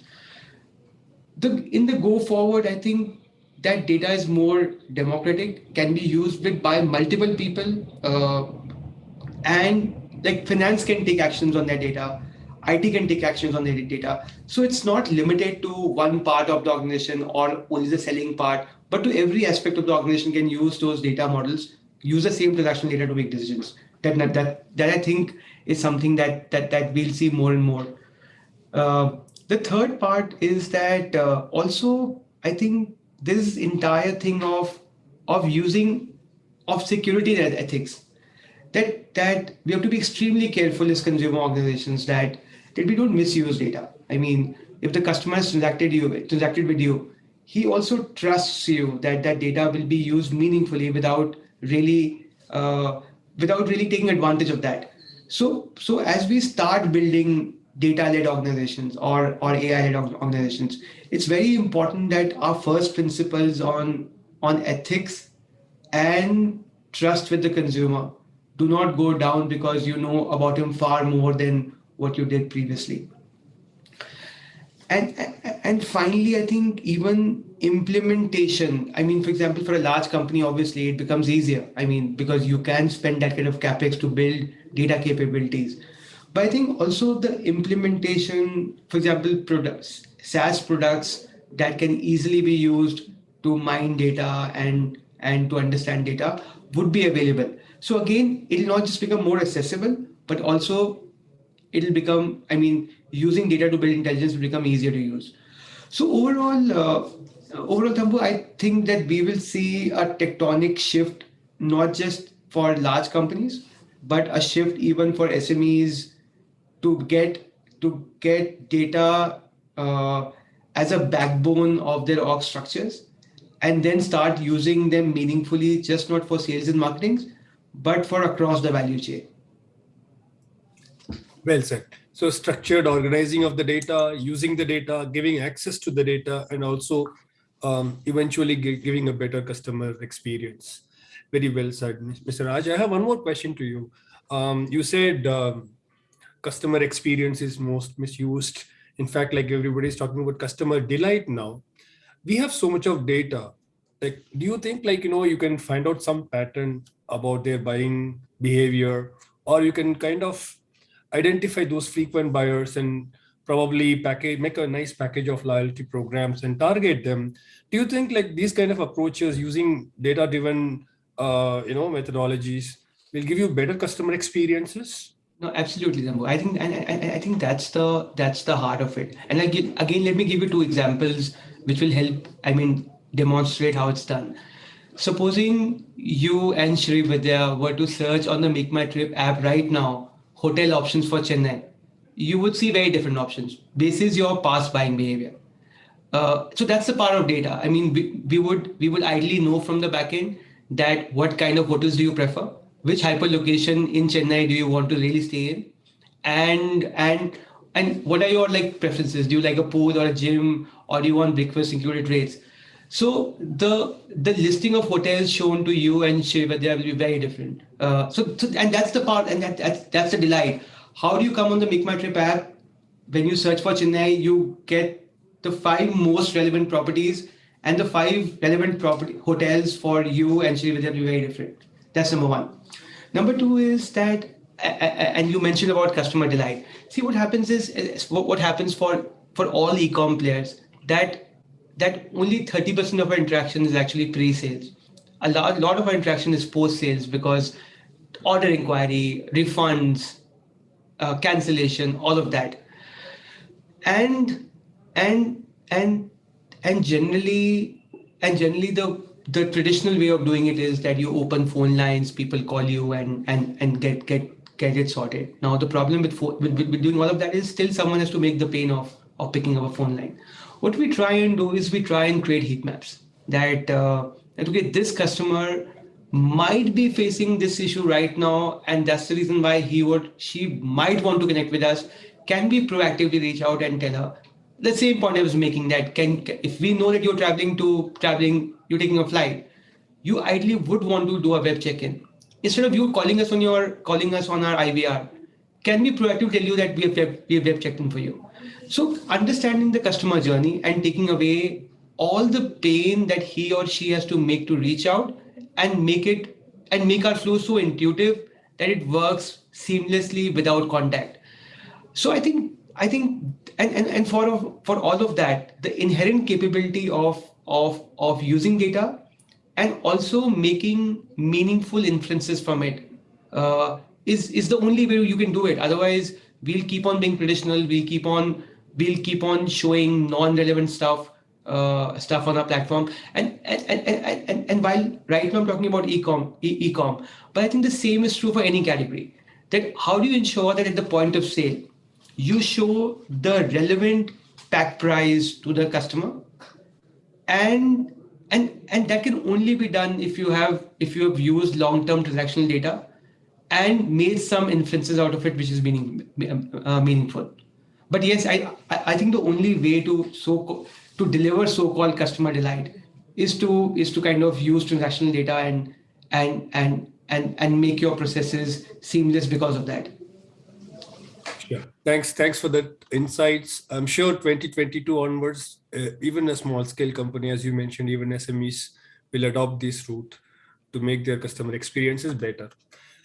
My next question is to Srinath. Srinath Rajaram works for PepsiCo. Srinath, my question to you is, are we ready to build a data-driven sales team yet? Eventually, we want to develop a sales-driven sales team to improve the performance and also, increase our, success rate with each seller. Are we ready yet? Well, I mean, I think, obviously different companies will be at different levels of maturity, right? But, just taking a step back and looking at a bigger picture, obviously digital and a lot of the discussion that we're talking about in terms of data has had a big impact in the way we work, right? Whether it's how we reach consumers, you have a lot of these new B2C players, and in fact, companies like Zepto who are doing it, in 10 minutes or less, and all of that.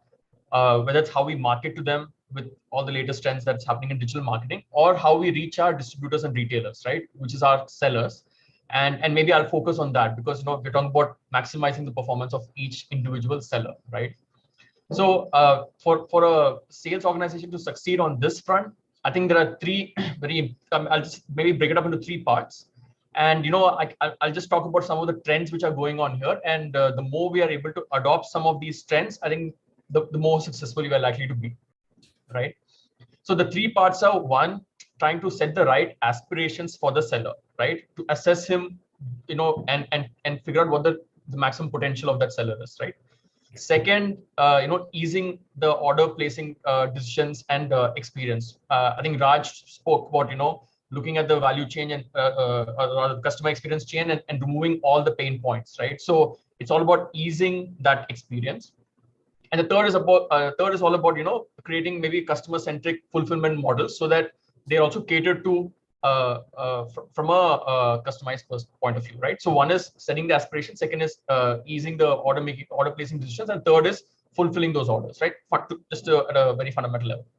So when I look at the first part, right, I think a clear trend is the one of micro segmentation, right? So what this in a nutshell, what it means is creating micro segments at a very granular level, based on a plethora of data that we would have, right? So for example, the customer size, the type of channel that's there, the location of the customer, and the socio-economic conditions of the surrounding area, the traffic, the level of tier 1, tier 2, all of that, as well as of course the customer's history and of course to some extent the competitive intensity in that specific outlet. So there are a lot of these things which can be gathered from a data perspective, and then one can come up with micro profiles of what each customer is, right? And what this will actually allow me to do is also then target him for very, very minute specific initiatives, right, at a very granular level. So much so that by knowing what the outlet potential is, we can actually push customized initiatives and related promotions, so that even in one street, if there are 2-3 outlets, each one gets a different type of initiative and a very customized promotion, right? So this is what I'm talking about when I'm talking about micro segmentation and setting the right aspirations. And this will allow us, and by having this holistic data and sort of working on this using advanced analytics, we're able to create those sharper insights, and this will lead to greater growth, right, at a truly granular initiative. So I think that is where the trend is going, and the one who has the the most data and is able to harness the data the best is likely to sort of succeed in this aspect, right? So this is step one, or the part one. The other part is, like I said, we want to make the lives of our retailers as easy as possible, right? So one of the key repercussions of this is to follow the omni-channel strategy, right? Where you're able to easily place the order across multiple channels, and I bring in the lens of emerging markets. So I support not just India but also countries like UAE, Egypt, Saudi Arabia, and all of those, and of course India as well. And we have a plethora of options in terms of whether it's the salesman taking the order, or whether it's through telecalling, or whether it's through having your own apps or WhatsApp-based platforms to sort of place this order. So the retailer has multiple options to place this, right? And depending on the size of the outlet, it could offer him wider range of portfolio, or it could even in some cases substitute for an actual sales visit. So this will ultimately ease the order placement process that the seller has, right? So, and if I'm able to do that, I'm actually solving a big issue for both them and myself, right?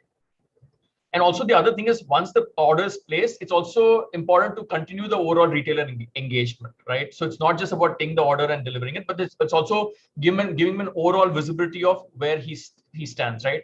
So for example, in terms of loyalty points, credit payment, all of those aspects, and even things like in case there are some issues at the store, right? So maybe things to do with stales, or things to do with, say, cooler maintenance, or delivery date of the products. So all of this should be available. It's sort of the idea is to have this available in that one-stop place, so that he's continuously engaged with the platform, and of course with the organization, right? So this is, I would say, the other important part.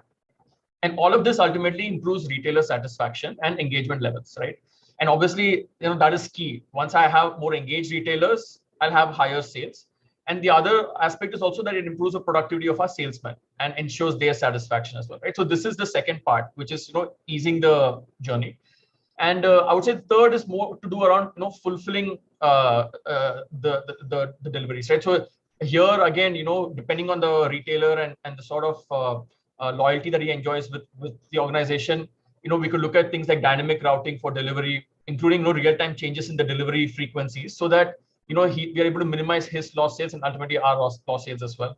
Real-time delivery tracking, alternative payment solutions. So all of this, which again, in the context of easing the ability to do business with the organization, all of this sort of helps that, right? And of course, like I said, all of this can be customized based on those customer micro profiles that one can target. And ultimately, this helps us increase both value creation for the retailer and our own cost to serve as well. So I would say, just to summarize, 3 key points. One is assessing and setting the right aspirations for the outlet. Second is making the entire journey as easy as possible by following omni-channel strategies and improving retailer engagement through various platforms.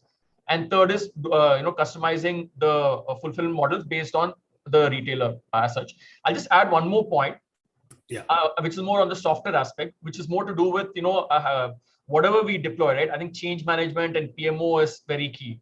So it's very important to always communicate what you're doing, and not just once, but communicate 3, 4, 5, 6 times to all the stakeholders, as well as the benefits that these initiatives bring, right?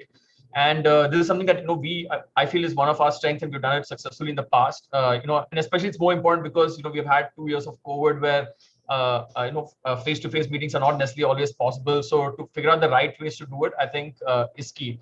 So that if you're able to deploy some of these things, then all stakeholders sort of succeed. Yeah. So yeah. Perfect. Very well said.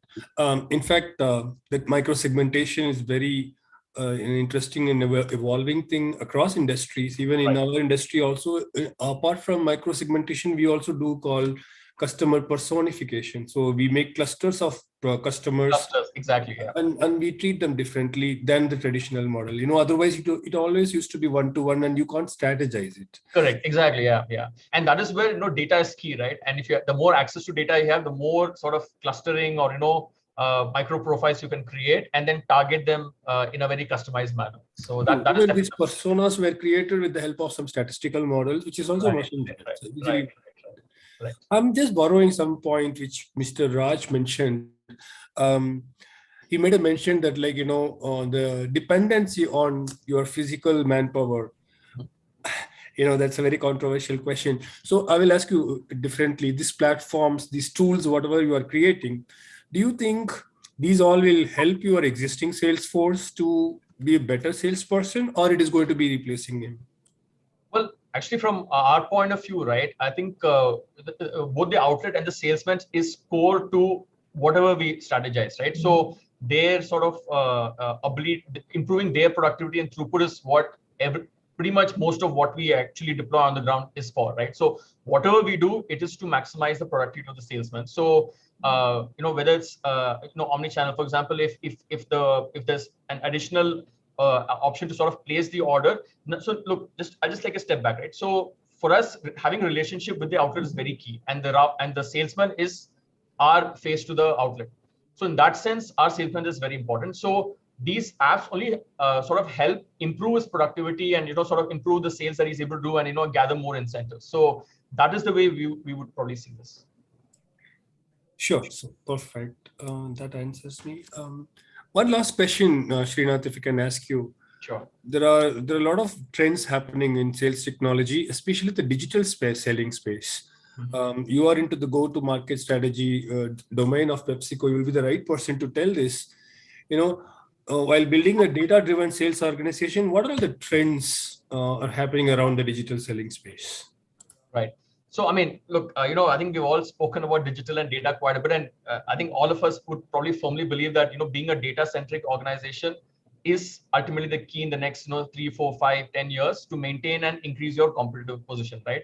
And all functions, not just, go-to-market or sales, but all functions try to make data the center of, whatever initiatives that they drive, right? So in terms of the trends that I see in terms of actual technology, right? Again, let me divide this into 3 parts, right? So one, things that, aim to improve throughput at the outlet level, right?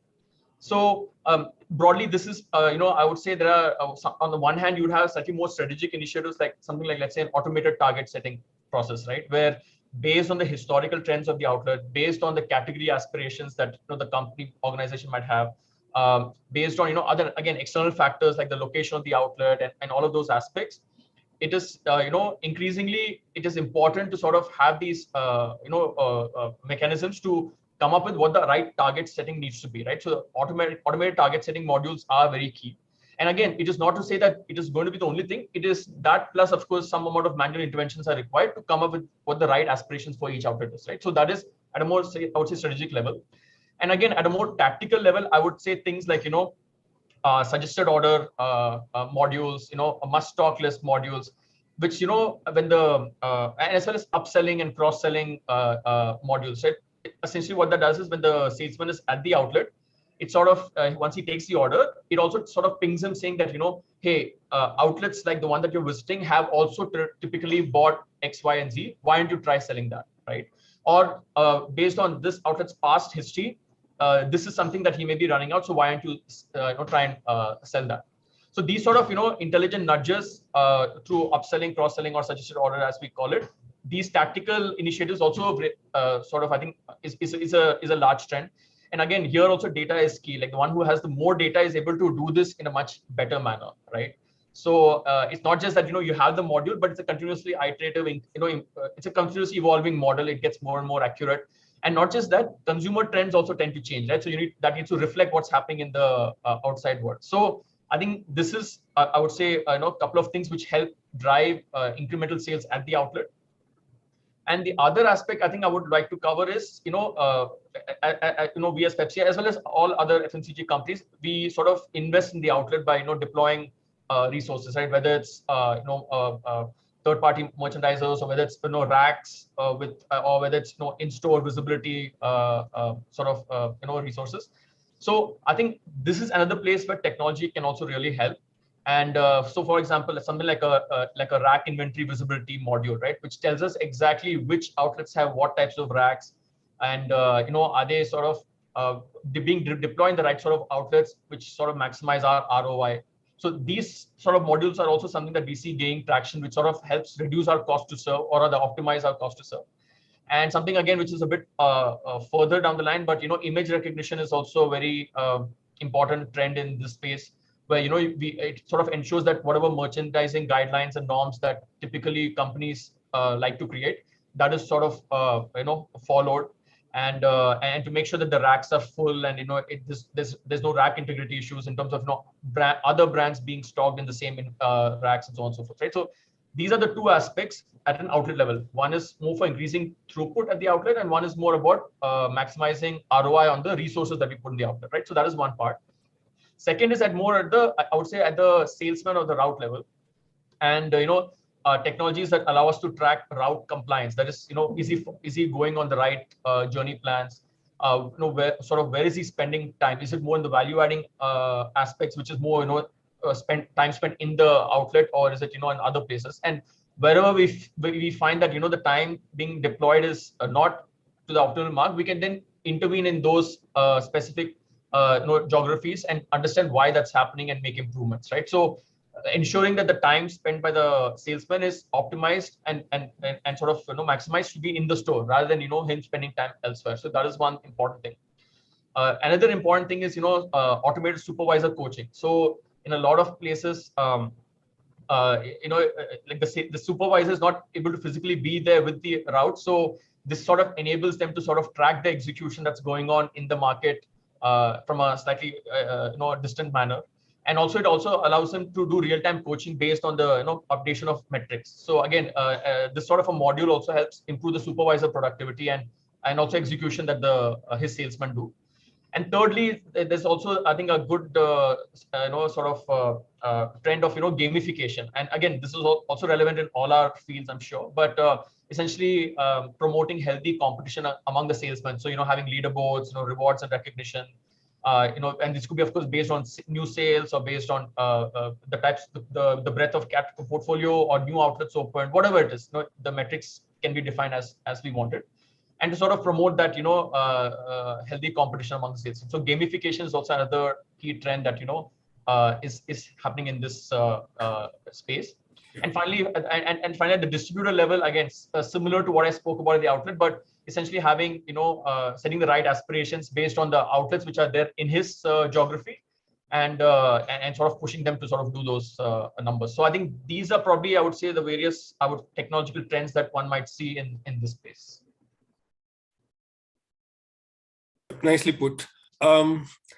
One final question to the panel, or maybe a few more questions are there from the audience. But my question is it's not as boring as it sounds. So Srividya ma'am said that there's a lot of creativity. You can do storytelling. Then and Karthik said about nudges. Mr. Raj also said about nudges. You said about gamification. You said about supervisor interventions. Means at some point of time, you can actually replace supervisors nudging with a machine-based nudging, something like that. So it requires some amount of creativity to make it interesting and acceptable by the people also. Do you think like we have enough skills, enough number of people to kind of support this technological transformation which is happening? Because like see, 4 years, 5 years back, none of us were talking about it. Maybe companies like Infosys and big companies like you all were talking. The medium and small scale companies were not even thinking about it. But now everybody will be venturing into it. So do you think like, we have enough skills and manpower available in India, and what's going to be the challenges ahead of the HR in finding and scouting right people to do this job? Maybe anyone, even Srividya? I think, so far we've had, MBAs, we've had, sales people probably coming from that pool. Then we had engineers coming from engineering and science stream pools. So the intersection of these two, where human empathy and experiences are developed, is a field called design. And it's very important that we have more and more colleges and schools which inculcate this user experience, user interface, human and computer interface, and also design for these. So we have a wealth of talent. It's just that this is a very upcoming field, and we really need to get down to designing some of these right, so that the flows actually come in a very natural way, so that you don't have to put so much effort in its adoption. So if you have to do it right, then we need to have this sort of a talent. Maybe a liberal arts combination of design, people who are actually able to communicate and graphically represent these to get feedback, elicit, like we all talked about collaboration. See, just sitting around in the room and discussing hours and hours may not get it. So you need to have these experts. They are available. There are a lot of colleges and schools which are producing these very, very bright youngsters. We need to give that stream a chance to actually feature. That's my opinion. Yeah, maybe we should upscale our existing people who are having vast knowledge also, because they understand the business well, they understand the customers well. Probably their knowledge also can be used. The data scientists are available in some domains. I could see, and you mentioned about education system. In fact, if these kind of machine learning things go into our education system, probably life of our students will become better. Probably now it is all one solution for one curriculum. No, not really, Tambu, because see, we do talk to academia, and there are very good universities which actually, like the last one of the YouTube events like this sparked off a conversation with one of the universities, where they actually invited us to be part of their board of studies meeting, where they are actually designing analytics course for agriculture. So one thing led to other, and people are actually responding to this. They are actually introducing newer courses. I see a lot of change happening. It's not like how it used to be before, like 3 streams of science, commerce, and arts. These changes are happening very, very fast, and people are very quick to take if not proactive, at least reactive action is also very fast these days. That's what I see. I leave it to my other panelists to their opinion. Thanks. Very well said. Like, maybe my question to Raj and Karthik is that, is it because of the reactive behavior we are kind of moving towards this tech-driven thingies, or we realized from our business processes that it is really important, or did we learn from our Western counterparts that such kind of practices are there, very prevailing and useful? Therefore, in India, why not we implement it? Is that the trend, or how do you see that as? Sure. So I just very quickly first react to and add to what Srividya just said, because I think, and both these questions are linked in some way. The first thing is that we be very clear on, because like what you said, that these words in isolation, machine learning, artificial intelligence, may become very overwhelming, and actually they are not. So and there are two sides of it. There is intellect that builds this, which is actually the where the state of art work happens. like engaging in new tools, engaging in new ways of doing it. No, those I think India is participating in the world, and secondly, for that kind of innovation is clearly a global economy. It does not really matter where is it getting developed as long as businesses learn to consume it, right? So that's very globalized. We shouldn't be really bothered whether India has enough intellect capital, by the way, which it has. I mean, most of even the work happening in California is led by Indians. The second part, which is an important part, that businesses have to learn to consume data. And to your second question, should it be reactive or proactive?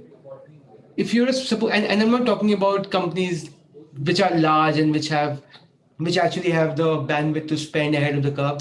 I'm talking about maybe a mid-sized company. I think the answer to this question should come from, what is the business problem that I face today, and is there a better way to solve it, right? And that kind of thinking has to be imbibed in our business leaders, maybe at grad school or MBAs. So intrinsically get used to living with data, because there is no other way. And I think like the fresh grads that we hire from B school, they actually come with that kind of thinking. I think the challenge is that people like me, who've graduated say 20 years ago and now are at positions where you have to take business decisions, how do we get eased out, and how do we say, okay, I'm not running away from this because it's something complex I don't understand. It doesn't really matter. I'm a consumer. As long as I understand that there's a business problem, can be solved better with data, I should adopt it because the capability exists in the market and I don't need to build it myself. I think that's the nuance on this one. Yeah, it's not a school-based education. It is a need-based upgradation. Nice. Okay. One last question to Srinath and Karthik. If you can be quick in your answer, that will be the last question. Sure. Yeah. So I'm sure both your companies are technologically very well advanced, and you have started bit early. Does that give you competitive advantage over your? I'm sure there's a red ocean everywhere. I mean, I could go first. I mean, it's something that I emphasized earlier, right? So data, I mean, the earlier you start in sort of, gathering and processing data, the sort of, moat or that you're able to build over time, right? So, I mean, anything, whether it's to do the outlet, if I'm able to get more data from him, then I'm able to sort of profile him better and then, execute better, right? So at all, whether it's at an outlet level or at a slightly higher geographical level, whatever the scale, I think gathering data and processing it is one key competitive advantage that I see for in FMCG at least. So yeah, that's my two cents. We have a better platform. You're going to sell more than a Coke. I'm just making it funny. Anyway, Karthik, over to you. So possibly, I do not believe there is any particular reason to believe that people who've joined the so-called bandwagon late are very late. I believe it is more about intent. It's not only time to entry, it's also about your content and about your experience also. For example, buying an insurance from your... There are two parts of the problem, right, Thambu? There are two parts of the problem. One, whether you are late or early. And the second is, obviously, how do you want to sort of go about it? When you want to go aggressive about something, you can go aggressive about something. No one stops you from doing it. The only point is, are you willing to fail fast? Sure. If you are willing to fail fast, you can catch up faster. A lot of times. Can we say that as digital risk-taking ability? I'm sorry? Digital risk-taking ability? Digital risk-taking ability, I believe it's the first time I'm sort of hearing it. So thank you for coining it, Sambhu. I would rather put it as simple as business risk-taking ability. Yeah. Digital is part of business. Yeah. As long as the business risk-taking ability exists, digital is one other means to sort of solve your business problems. And you are going to be a winner in the company. It has to be part of mainstream. You cannot really see it off mainstream. I think Thambu has coined a new word now. Instead of saying cheese to smile, what was that? Digital risk-taking ability. Probably next 2 years it will be relevant, it will become redundant after some time. Anyway, so it was wonderful interacting with all of you. I personally thank Karthik, Srinaz, Raj, as well as Srividya for sharing your valuable insights. I'm sure the viewers would have benefited immensely. Dara, over to you.